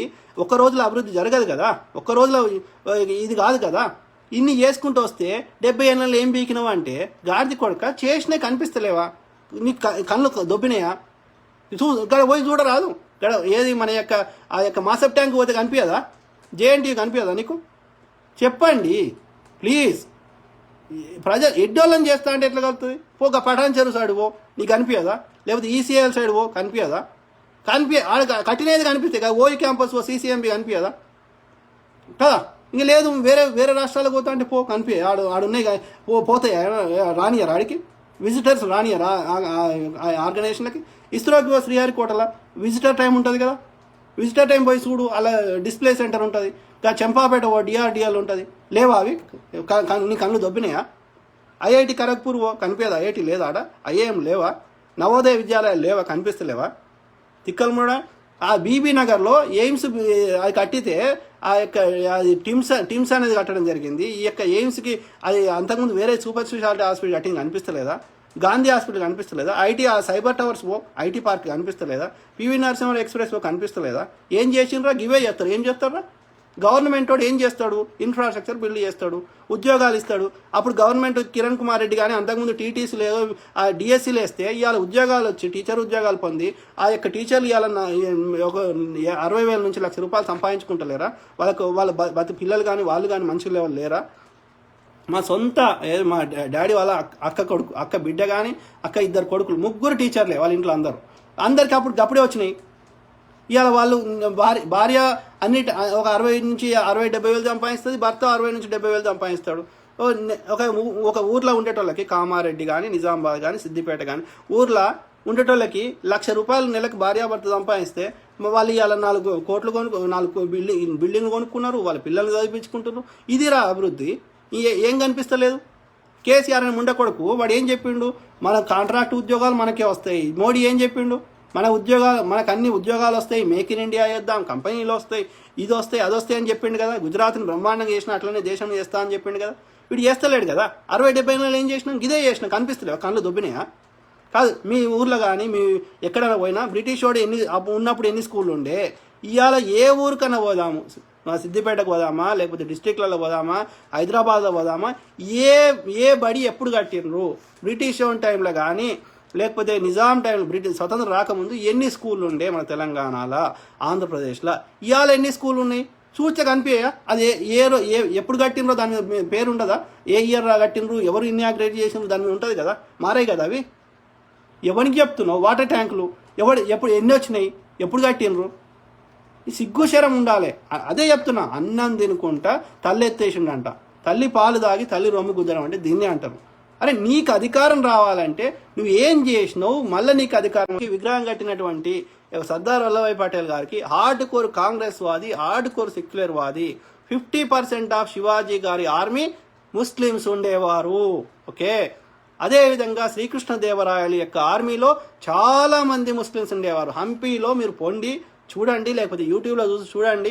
హంపీలో ఆ రోజులలో 1500 సంవత్సరంలో, ఓకే, 1500 సంవత్సరంలో, 1506 సంవత్సరంలో శ్రీకృష్ణదేవరాయలు తన యొక్క ఆర్మీలో పనిచేసేటువంటి ఈ ముస్లింలకి ఒక ప్రార్థనా మందిరాలు కట్టిండు. వాళ్ళు ముస్లిం యొక్క సోల్జర్స్, వాళ్ళు కూడా ప్రార్థన చేసుకోవడానికి వాళ్ళకి సపరేట్గా కట్టించండు. ఇప్పటికి ఉన్నాయి అవి. ఓకే. ఇదిరా మన భారతదేశం నేర్పింది. సెక్యులరిజము, పరమత సహనము. 100,000 సంవత్సరాలు హిందూ ముస్లింలు కలిసి ఉన్నారు. ఏ హిందూ రాజు కూడా ముస్లింలని ఇట్లా చేయలేదు. ఓకే. ఏ ముస్లిం రాజు కూడా ఎవడో ఒకడు ఔరంగజేబ్ అనే దుర్మార్గుడు తప్ప మెజారిటీ ముస్లిం రాజులు కూడా మంచిగానే ఉండే. ఓకే. నిజాం రాజు హిందువులను ఇబ్బంది పెట్టలేదు. ఓకే, ఇబ్బంది పెట్టలేదు. చూడండి, ఒక ముస్లిం రాజు అది అతను తన ప్రేమికురాలి కోసము, భాగామతి కోసము హైదరాబాద్ నగరానికి అంతకుముందు ఏం పేరు ఉండను, సో భాగ్యనగరం అని పేరు పెట్టిండు కదా. తర్వాత హైదర్ జంగాలి వాళ్ళు వచ్చినాక హైదరాబాద్గా మార్చిండు. కానీ అంతకుముందు హిందువుల పేరు పెట్టిండు. హిందువులు ముస్లింలను పెళ్లి చేసుకుంటారు, ముస్లిం హిందువులను చేసుకుంటారు. ఈ డిఫరెన్షియేషన్, ఈ కొట్లాటలు ఎప్పుడూ లేకుండే. హైదరాబాద్ ముత్యాలకు ఫేమస్ కదా, డైమండ్లు, సూరత్ డైమండ్లకు ఫేమస్. ఏ నగరం అన్నా తీసుకోండి, మేజర్ సిటీ, ఎక్కడ పోయినా హిందూ ముస్లింలు ఆ యొక్క కల్చరు అన్నీ కలిసిపోయినాయి అన్నట్టు. చాలా ఏళ్ళైన తర్వాత కలిసిపోయినాయి. ఇప్పుడు మనం మాట్లాడినా కానీ మనకు తెలియకుండానే ఆ ఉర్దూ వర్డ్స్, ఆ హిందీ వర్డ్స్ మనకు వచ్చేస్తాయి మన భాషలో. ఓకే. అంత ఇంట్రికేట్ అయిపోయినాం మనం. ఇవాళ మీరు వచ్చి కొత్తగా ముచ్చట్లు చెప్పి నిన్నటిదాకా అన్నదమ్ములు లెక్క కలిసినోడిని నువ్వు శత్రువు లెక్క చూడు. వాడు హిందువు, వాడు ముస్లిము, వాడు క్రిస్టియను. ఎందుకురా? నాకేం అవసరం రా? నా ఇంట్లో దేవుని మొక్కుంటా, కనిపించని దేవుని నువ్వు నమ్మితే నమ్ము, నమ్మకపోతే నమ్మకు. తిండి పెట్టని దేవుని గురించి, తిండి పెట్టని మతం గురించి నాకు కొట్లాటేంది? నాకు అర్థం కాదు. నీ ఇష్టం, నువ్వు నమ్మితే నమ్మినోనికి దేవుడు, నీ ఇష్టం, నీ ఇంట్లో నువ్వు నమ్ముకో, నమ్మకపోయినా నాకు బాధ అయితే లేదు. దాని గురించి నేను కొట్టుకోవాల్సిన అవసరం ఏంది? నీ దేవుని నేను చిన్నగా చేస్తలేను, నా దేవుని నువ్వు చిన్నగా చేయకు, అయిపోయాయి. అది కనిపించని దేవుడు, ఆయన ఎప్పుడు రాలేదు, మనం చూడలేదు, మన వస్తాడన్న గ్యారంటీ లేదు. ఆ దేవుడు మనకు అదొక నమ్మకము, ఒకదొక బిలీఫ్ సిస్టము. అట్లా అయితే మంచిగా అవుతుందని ఒక ఆత్మతృప్తి, అంతే తప్ప దాని గురించి నేను కొట్టుకోవాల్సిన అవసరం ఏమొచ్చింది? చిల్లర నా కొడుకులు. మీకు అధికారం కావాలంటే ఎస్, నాకు ఇంతకంటే మంచిగా చేస్తా అని నీకు అధికారం వచ్చినప్పుడు చేసి చూపెట్టు. ఆ ప్రజల సొమ్ముని సద్వినియోగపరచు. నువ్వు కాంగ్రెస్ వాడు 10 ఐటీలు కట్టింది కదా, నువ్వు 20 కట్టు కదా, అది మేక్ సెన్స్. వాడు ఇస్రో పెట్టింది కదా, నువ్వు ఇంకేదో కంపెనీ, ఇంకేదైనా ఆర్గనైజేషన్ పెట్టు, దట్ మేక్ సెన్స్. వాడు చేసిన దానికంటే నేను ఎక్కువ చేసినా అని చూపెట్టు, దట్ మేక్ సెన్స్. వాడు 4 డిఎస్సీలు వేస్తే నువ్వు 10 డిఎస్సీలు వేసి, వాడు 4 వేసిండు, నేను 10 డిఎస్సీలు వేసినా అని చెప్పు, దట్ మేక్ సెన్స్. కానీ వాడు ఏం చేయలేదు, వాడు చేయకపోతే నువ్వు చేయవా? ఒకవేళ నీ వర్షనే కరెక్ట్ అనుకుందాం టెంపరీగా, వాడు అభివృద్ధి చేయకపోతే నువ్వు కూడా చేయవా? చేయవా? వాడు చేస్తలేడని నువ్వు దుష్ప్రచారం చేసి వాడు ఏం చేస్తలేడు, నాకు అధికారం ఇస్తేనే అన్నీ చేస్తా అని చెప్పి అధికారంలోకి వచ్చినావు కదా. మరి వాడు చేయనప్పుడు నీకు అధికారం ఇచ్చాను కదా ప్రజలు, నీ మాట నమ్మాను కదా, అది కేసీఆర్నైనా మోడీ గారినైనా. మరి నీకు అధికారం వచ్చినప్పుడు చేయాలి కదా. చేయకుండా కాంగ్రెస్ ఏం చేయలేదు అని బురదలితే వాడు చేస్తలేడని నువ్వు చెప్పిన మాటలు నమ్మేందు కాబట్టి నీకు అవకాశం ఇచ్చాను. ఇచ్చినప్పుడు నువ్వేం చేయాలి? నువ్వు చేయాలి. కానీ నువ్వు వాణి తిడితే ఏమొస్తుంది? నువ్వు అధికారం చేయగలిగే పొజిషన్లో ఉన్నప్పుడు చేయాలి, కానీ నువ్వు రివర్స్లో తిడితే ఏమొస్తుంది? చెప్పండి మిత్రులారా. వాడు చేయగలిగే పొజిషన్లో ఉన్నాడు కాబట్టి చేయాలి. నువ్వు ప్రతిపక్షం లెక్క తిడతా అంటే తిడితే వాడు ఏమైనా చేయగలుగుతాడు? ఇవాళ వాడు గతంలో ఏం చేసిండో చెప్పగలుగుతాడు, కానీ ఇవాళ కాంగ్రెస్ని తిడితే ఏమైనా చేయగలుగుతాడా? చెప్పండి. ఏమన్నా గతాన్ని పోయి ఏమైనా మార్చగలుగుతాడా? వాడు ఏం చేసిండో అది చెప్పగలుగుతాడు, కానీ వాడు చేస్తలేడని నువ్వు దుష్ప్రచారం చేసి నువ్వు చెప్పిన మాట నిజం అనుకొని ఓటేసిండ్రు. ఓకే, వేసినప్పుడు చెయ్యి, కాలాదం తీసుకురా, 15 లక్షలు ప్రతి అకౌంట్లు వేయి, స్మార్ట్ సిటీలు చేయి, మేక్ ఇన్ ఇండియా చేయి, భారతదేశాన్ని అభివృద్ధి చేయి, తెలంగాణకి సపరేట్ నిధులు కేటాయించు, ప్రతి సంవత్సరం మాకు వచ్చే సపరేట్గా అట్లా కాకుండా ఇంకా అడిషనల్గా నిధులు వచ్చేటట్టు చేయి, ఐటీఆర్ ప్రాజెక్ట్ వచ్చేటట్టు చేయి, పసుపు బోర్డు వచ్చేటట్టు చేయి, కంది బోర్డు వచ్చేటట్టు చేయి, వరంగల్ కోచ్ ఫ్యాక్టరీ తీసుకురా, ప్రత్యేకమైన నిధులు తీసుకొచ్చి తెలంగాణని సస్యశ్యామలం చేయి, అన్ని ఉన్న ఇరిగేషన్ ప్రాజెక్ట్స్కి 50% నిధులు కేటాయించండి. ఓకే, జాతీయ ప్రాజెక్ట్ కింద కన్సిడర్ చేయండి, మాకు సపరేట్ నిధులు కేటాయించండి, ఒక కొత్త యూనివర్సిటీలు మాకు శాంక్షన్ చేయండి, ఉన్నటువంటి ఆల్రెడీ శాంక్షన్ చేసిన వాటి నిధులు కేటాయించండి. ఆ ఎయిమ్స్ని ఓన్లీ అవుట్ పేషెంట్దే ఉంది, దాంట్లో ఏం నిధులు ఇప్పటివరకు ఇచ్చింది లేదు, దాన్ని ఇన్ పేషెంట్ చేయండి, దాన్ని అన్ని ఎయిమ్స్ లెక్క సిమిలర్గా ఇచ్చేయండి. ఉన్నటువంటి మిగతా హాస్పిటల్ కూడా ఎయిమ్స్ లెక్క పేరు మార్చి వాటికి కూడా నిధులు కేటాయించి వాటిని కూడా అత్యంతమైన సదుపాయాలు వచ్చేటట్టు చేయండి. ఓకే, నిమ్స్ హాస్పిటల్ ఉంది, దాన్ని కూడా ఎయిమ్స్ లెక్క ప్రకటించండి. చేయాలనుకుంటే 100 ఉన్నాయి కేంద్రం చేయాల్సినవి. ఓకే, సేమ్ థింగ్ విత్ రాష్ట్రం. మీరు అట్లా అభివృద్ధి చేయండి. చేసి కాంగ్రెస్ కంటే మేము ఇంకా మంచిగా చేసినాం కాబట్టి మాకు ఓటు వేయండి అని అడగండి. కానీ వాడు చేసిన ఏమో చేయలేదని చెప్తే వాళ్ళు చేసినవి కనిపిస్తలేవా? ఎస్, 0 నుంచి పెద్ద బిల్డింగ్ ఒక్క రోజులో కడతామా? టైం పట్టదా? చేసుకుంటూ వస్తున్నాం, పాజిటివ్ డైరెక్షన్లో పోతున్నాం. మీరు రివర్స్లో ఇంతవరకు చేసిన దాన్ని మీరు రివర్స్లో తీసుకుపోయి వాడు ఏం చేయలేదంటే ఎక్కడి నుంచి స్టార్ట్ అయినా అది కూడా ముఖ్యం కదా. ఎక్కడి నుంచి ఇప్పటికి కూడా ఉన్నాయి, వాళ్ళు కట్టినవి ఇప్పటికి కూడా ఉన్నాయి. హంపీ నగరం పోతే ఉన్నాయి, లేకపోతే అజంతా ఎల్లోరకు పోతున్నాయి, కుతుబ్ మినార్ ఉన్నది ఇప్పటికీ. ఓకే, ఆ బృహదీశ్వర టెంపుల్ ఉన్నది. ఆ రోజులల్లో అంత మంచిగా కట్టిండ్రు. ఓకే, ఇప్పుడు తాజ్మహల్ ఇప్పటికి కూడా చెక్కు చెదరకుండా ఎంత మంచిగా ఉన్నది. సో అప్పుడే అన్ని చేసినప్పుడు ఇప్పుడు ఇంకా టెక్నాలజీ వచ్చింది, ఇంకా చాలా అడ్వాన్స్ అయిన మన అన్ని రకాలుగా మన యొక్క ఇంటెలిజెన్స్ కానీ చేయిల పైసలు కానీ అన్ని రకంగా అయినప్పుడు ఇంకా మంచిగా చేయాలి కదా అప్పటికంటే.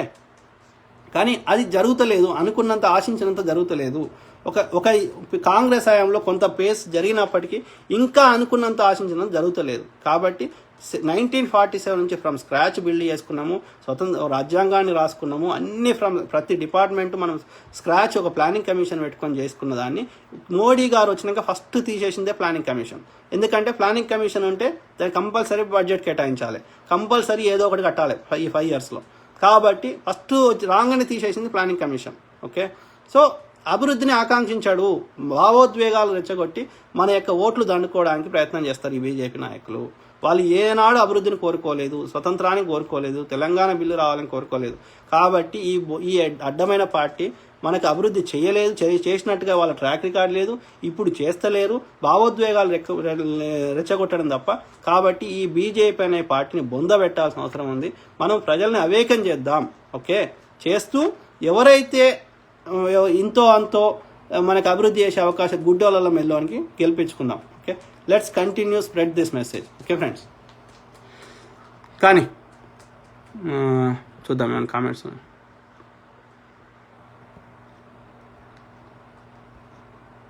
చాలా ఉన్నాయి, వాచింగ్ అనే ఉంది. ఓకే, అంతా వాచింగ్ అనే ఉంది ఫ్రెండ్స్. స్టార్టింగ్లో ఉండేనా ఒక్కటేదో ఉంది. నరసింహారెడ్డి కొల్కూరి, నీటి విద్యుత్ ప్రాజెక్టులు, ఐఐటీలు, ఐఏఎంలు, పరిశ్రమలు, రింగ్ రోడ్లు, ఎయిర్పోర్ట్లు. కరెక్ట్ బ్రదర్, అవన్నీ చెప్పిన. ఓకే, అదే బైక్ పోతే బైక్ ఇక అది వేస్ట్ కాడు అని గల్లబెట్టి అడగాలి. ఓకే, బండి సంజయ్ అన్న అందరు అడగాలి ఇవాళ. ఓకే, కంపల్సరీ, ముఖ్యంగా కాంగ్రెస్ కార్యకర్తలు. బీజేపీ వాడు అడగాడు ఎందుకంటే వాడు కాబట్టి. కాంగ్రెస్ కార్యకర్తలు మీరు ఓల్డ్ సిటీలు ఉన్నా ఏడున్నా కానీ మీకు నష్టపరిహారం కింద బండి సంజయ్ ఏడ కనిపించినా సరే, కనిపించకున్నా సరే, సోషల్ మీడియాలో అయినా సరే, లేకపోతే టీవీ ముందడికి పోయినా సరే, మీ బైక్ పోయింది కదా, మీరు ఇక నా బైక్ ఎంత 30,000, 40,000, 50,000, ₹1,00,000. సో అన్న నాకు ఇన్సూరెన్స్ ఇప్పిస్తావా, నువ్వు కొనుక్కొచ్చిస్తావా, మోడీ కాలు మక్కి తీసుకొస్తావా, నాకు బైక్ ఇప్పి అన్న కంపల్సరీ అడగండి. దయచేసి చెప్తాను, ఎవరైతే బైక్ పోయినరో, ఎవరైతే ఇల్లు పోయినరో, ఎవరైతే ఆ తల్లులు ఇంకేమన్నా వాళ్ళ ఇంట్లో టీవీలో ఏమన్నా వస్తువులు పోతే కంపల్సరీ మీడియాకి రండి. సోషల్ మీడియాలో కానీ రెగ్యులర్ మీడియాలో కానీ please share those videos, let's spread those videos. Bandi Sanjay అన్న అవి కట్టేదాకా, చలాన్లు కట్టేదాకా మనం వదలొద్దు మనం, ఓకే? మళ్ళీ లేకపోతే పిచ్చి పిచ్చి హామీలు ఇయ్యాడాడు, ఓకే కదా. ఒరే గాడి కొడుక మాటలు జాగ్రత్త. ఎవడీడు? రామ్ రెడ్డి సత్యాకి చెప్తున్నాడు. Thank you brother, thank you. So Congress ఓడిపోలేదు, కాంగ్రెస్ ఓడిపోయేటట్టుగా అట్లా లేదు అని చెప్పడానికి క్రియేట్ చేసిన వాతావరణం ఇది, ఓకే? ఈ యొక్క ఎలక్షన్స్ జిహెచ్ఎంసీ అనే లోకల్ బాడీ ఎలక్షన్స్, దానికి ఉన్న బడ్జెట్ కేవలం 15,000 కోట్లు. అది ఎవ్వడు పట్టించుకునేటోడు కాదు. ఈ లోకల్ బాడీ ఎలక్షన్స్ జరిగినట్టు కూడా అని తెలిసేది కాదు. అది పరిస్థితి. దాన్ని ఇవాళ పెద్ద హైప్ చేసి ఎందుకు చేస్తున్నారు? కేవలం కాంగ్రెస్ తెలంగాణ లేదు అని చెప్పుకోవడానికి 2023లో మనం తెలంగాణలో అధికారాన్ని పాగా వేయడానికి బీజేపీ పన్నే కుట్ర, ఓకే? ఓకే, అంత సింపుల్. దీంతో ఒరిగింది లేదు, పీకింది లేదు జిహెచ్ఎంసీ తోటి. కానీ బీజేపీ వాడు అట్లా ఒక భ్రమని క్రియేట్ చేస్తారు. వాళ్ళు అబద్ధాలు ప్రచారం చేసుకోవడానికి, తెలంగాణని మేము బేస్ అని చెప్పుకోవడానికి ఎవడోడో వచ్చినారు. అసెంబ్లీ ఎలక్షన్స్ కూడా వీళ్ళు రాలే. అసెంబ్లీ ఎలక్షన్స్ కూడా క్యాంపెయిన్ ఇంత చేయలే బీజేపీ వాడు కదా. అమిత్ షా రాలేదు, మోడీలు తక్కువ వచ్చినా కానీ చాలా తక్కువ, ఇంత ఆర్భాటం చేయలేదు, ఓకే? అసెంబ్లీ 2018లో. ఇవాళ వాళ్ళు ఎట్లా బీజేపీ వాళ్ళు చూడండి, జస్ట్ తెలంగాణలో పాగా వేయడానికి ఇది కుట్ర, ఓకే? ఏం లేని దాన్ని పెద్ద ఇది చేస్తున్నారు. అలా నిలబడ్డ వాళ్ళందరూ మామూలు సింపుల్, ఓకే? సింపుల్ వాళ్ళు ఉన్నారు, ఇది మొత్తం కార్పొరేటర్లు, ఓకే? అలా పెద్ద పొలిటికల్ బ్యాక్గ్రౌండ్ ఉన్న వాళ్ళు కూడా తక్కువ ఉన్నారు, ఓకే? సో గంత సింపుల్ దాన్ని గింత పెద్దగా చూపెట్టుకుంటున్నారు మీడియాని కంట్రోల్లో పెట్టుకొని. ఇంత అంటే బీజేపీని తెలంగాణలో పాగా వేయడానికి, ఎక్స్పాండ్ చేసుకోవడానికి ఇదంతా కుట్ర ప్రకారం మీడియాల కంట్రోల్ పెట్టుకొని ఇదంతా కుట్ర ప్రకారం చేస్తున్నారు. మనము ప్రజల్ని మేలుకొల్పుదాం, ఈ మీడియాలను కూడా ఎండగడదాం. మీడియాలను కూడా అమ్ముడైన మీడియాలని మనం చూడడం బంద్ చేస్తే వానికి ఇన్కమ్ రాదు, వాడు ఖర్చులు వెళ్ళలేక మీడియాని ఎత్తేయాల్సిన పరిస్థితి వస్తుంది. గాడికే చేసుకుందాం, అట్లనే చేద్దాం. ఈ దుర్మార్గులకి కర్రు కాల్చి వాత పెట్టాలి కదా. మీడియా మొత్తం టీఆర్ఎస్ బీజేపీ వైపు చేసినాయి. నరసింహారెడ్డి కొల్కూరి. అదే బ్రదర్, అదే సమస్య. ఆ సమస్యకి పోవాలి అంటే ఒకటి, ఆ అమ్ముడు అయిన మీడియాలని చూడొద్దు. అదేవిధంగా ఆల్టర్నేటివ్ మీడియా మనకు కావాలి, ఓకే?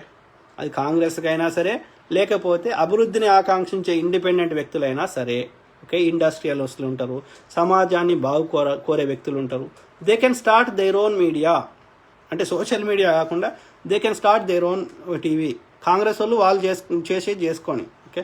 కాంగ్రెస్ కాకుండా సమాజాన్ని మంచి కోరే వ్యక్తులు ఉంటారు కదా, పైసలు ఉన్న వాళ్ళు ఉంటారు కదా, సమాజాన్ని ఏదైనా బాగుపడాలనుకునేటోళ్ళు. నేను చచ్చిపోయేటప్పుడు నేను తీసుకోవాను, సమాజం బాగుపడాలనుకునే వాళ్ళు ఉంటారు కదా. ఇప్పుడు అజయ్ ప్రేమ్జీ ఉన్నాడు, ఆయనకున్న ఆస్తులను పంచిపెడుతున్నాడు కదా. ఇప్పుడు అట్లనే ఆయన పేరు రతన్ టాటా కొన్ని పంచిపెడుతున్నాడు కదా. అట్లనే మైక్రోసాఫ్ట్ వాడు పంచిపెడుతున్నాడు. అట్లా పైసలు వాళ్ళు ఉంటారు కదా, సమాజానికి ఏదైనా బాగుపడాలని కదా.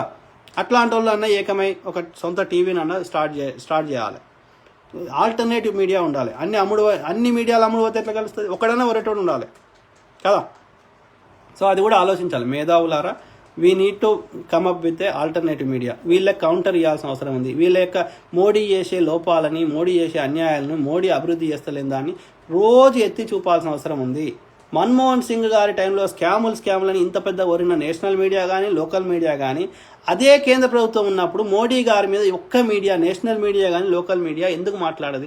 అదే కేంద్ర ప్రభుత్వం కదా, అదే బడ్జెట్లు కదా, అంతకంటే ఎక్కువైనాయి కదా బడ్జెట్లు. మరి ఇప్పుడు ఎందుకు కనిపిస్తలేవు ఈ మీడియా సంస్థలకి ఒక్క తప్పు కూడా? వాడు 100 తప్పులు చేసినప్పుడు ఇంకొక్కడన్నా తప్పు కనిపించాలి కదా. మోడీ లోపాలు ఎవ్వడు చూపెట్టాడు. లోకల్ మీడియా చూపెట్టది, నేషనల్ మీడియా చూపెట్టది. అంటే ప్రజాస్వామ్యం చచ్చిపోయిందని అర్థం, అమ్ముడు పోయిందని అర్థం మీడియాలో. So we need alternative media, okay?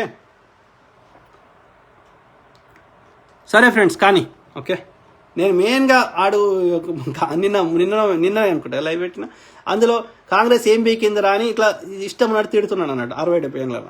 So దాన్ని ఏం వీకిందో చెప్పాలనే వచ్చిన ఇట్లాంటి దుర్మార్గులు ఆపాలి. వీళ్ళ యొక్క ఏమంటారు చేసిన దాన్ని చేయలేదు అని దుష్ప్రచారం చేస్తున్నదని ఆపాలంటే వానికి ఆన్సర్ చెప్పాలి. ఇట్లాంటివి మనం కంటిన్యూస్ చెప్తేనే మళ్ళీ ఇష్టంలో నోరు వారేసుకోడు. వాడు ఏం చేసిండో చెప్పి ఓటు అడగాలి తప్ప కాంగ్రెస్ ఏం చేయలేదంటే చెప్తాడు తంతారని తంతారంటే మనం చెప్పినవి చూపెడతాం. తన్నుడు అంటే నిజంగా ఫిజికల్గా తన్నారు. చేసినవి చూపెట్టడమే తన్నుడితో సమానం. మనం ఏం చేసినామో ప్రోగ్రెస్ రిపోర్ట్ చూపెట్టడమే తన్నడం వాడిని. ఓకే, కాబట్టి ఇట్లనే తందాం మనం ఈ యొక్క సమాధానం ద్వారానే ఏం చేసినరో ప్రోగ్రెస్ రిపోర్ట్ చూపెట్టి ఇది తనుడే బీజేపీ అని నేను తంటున్నట్టే లెక్క ఇది. ఓకే, సరే మిత్రులారా, take care, bye. Let's continue this fight.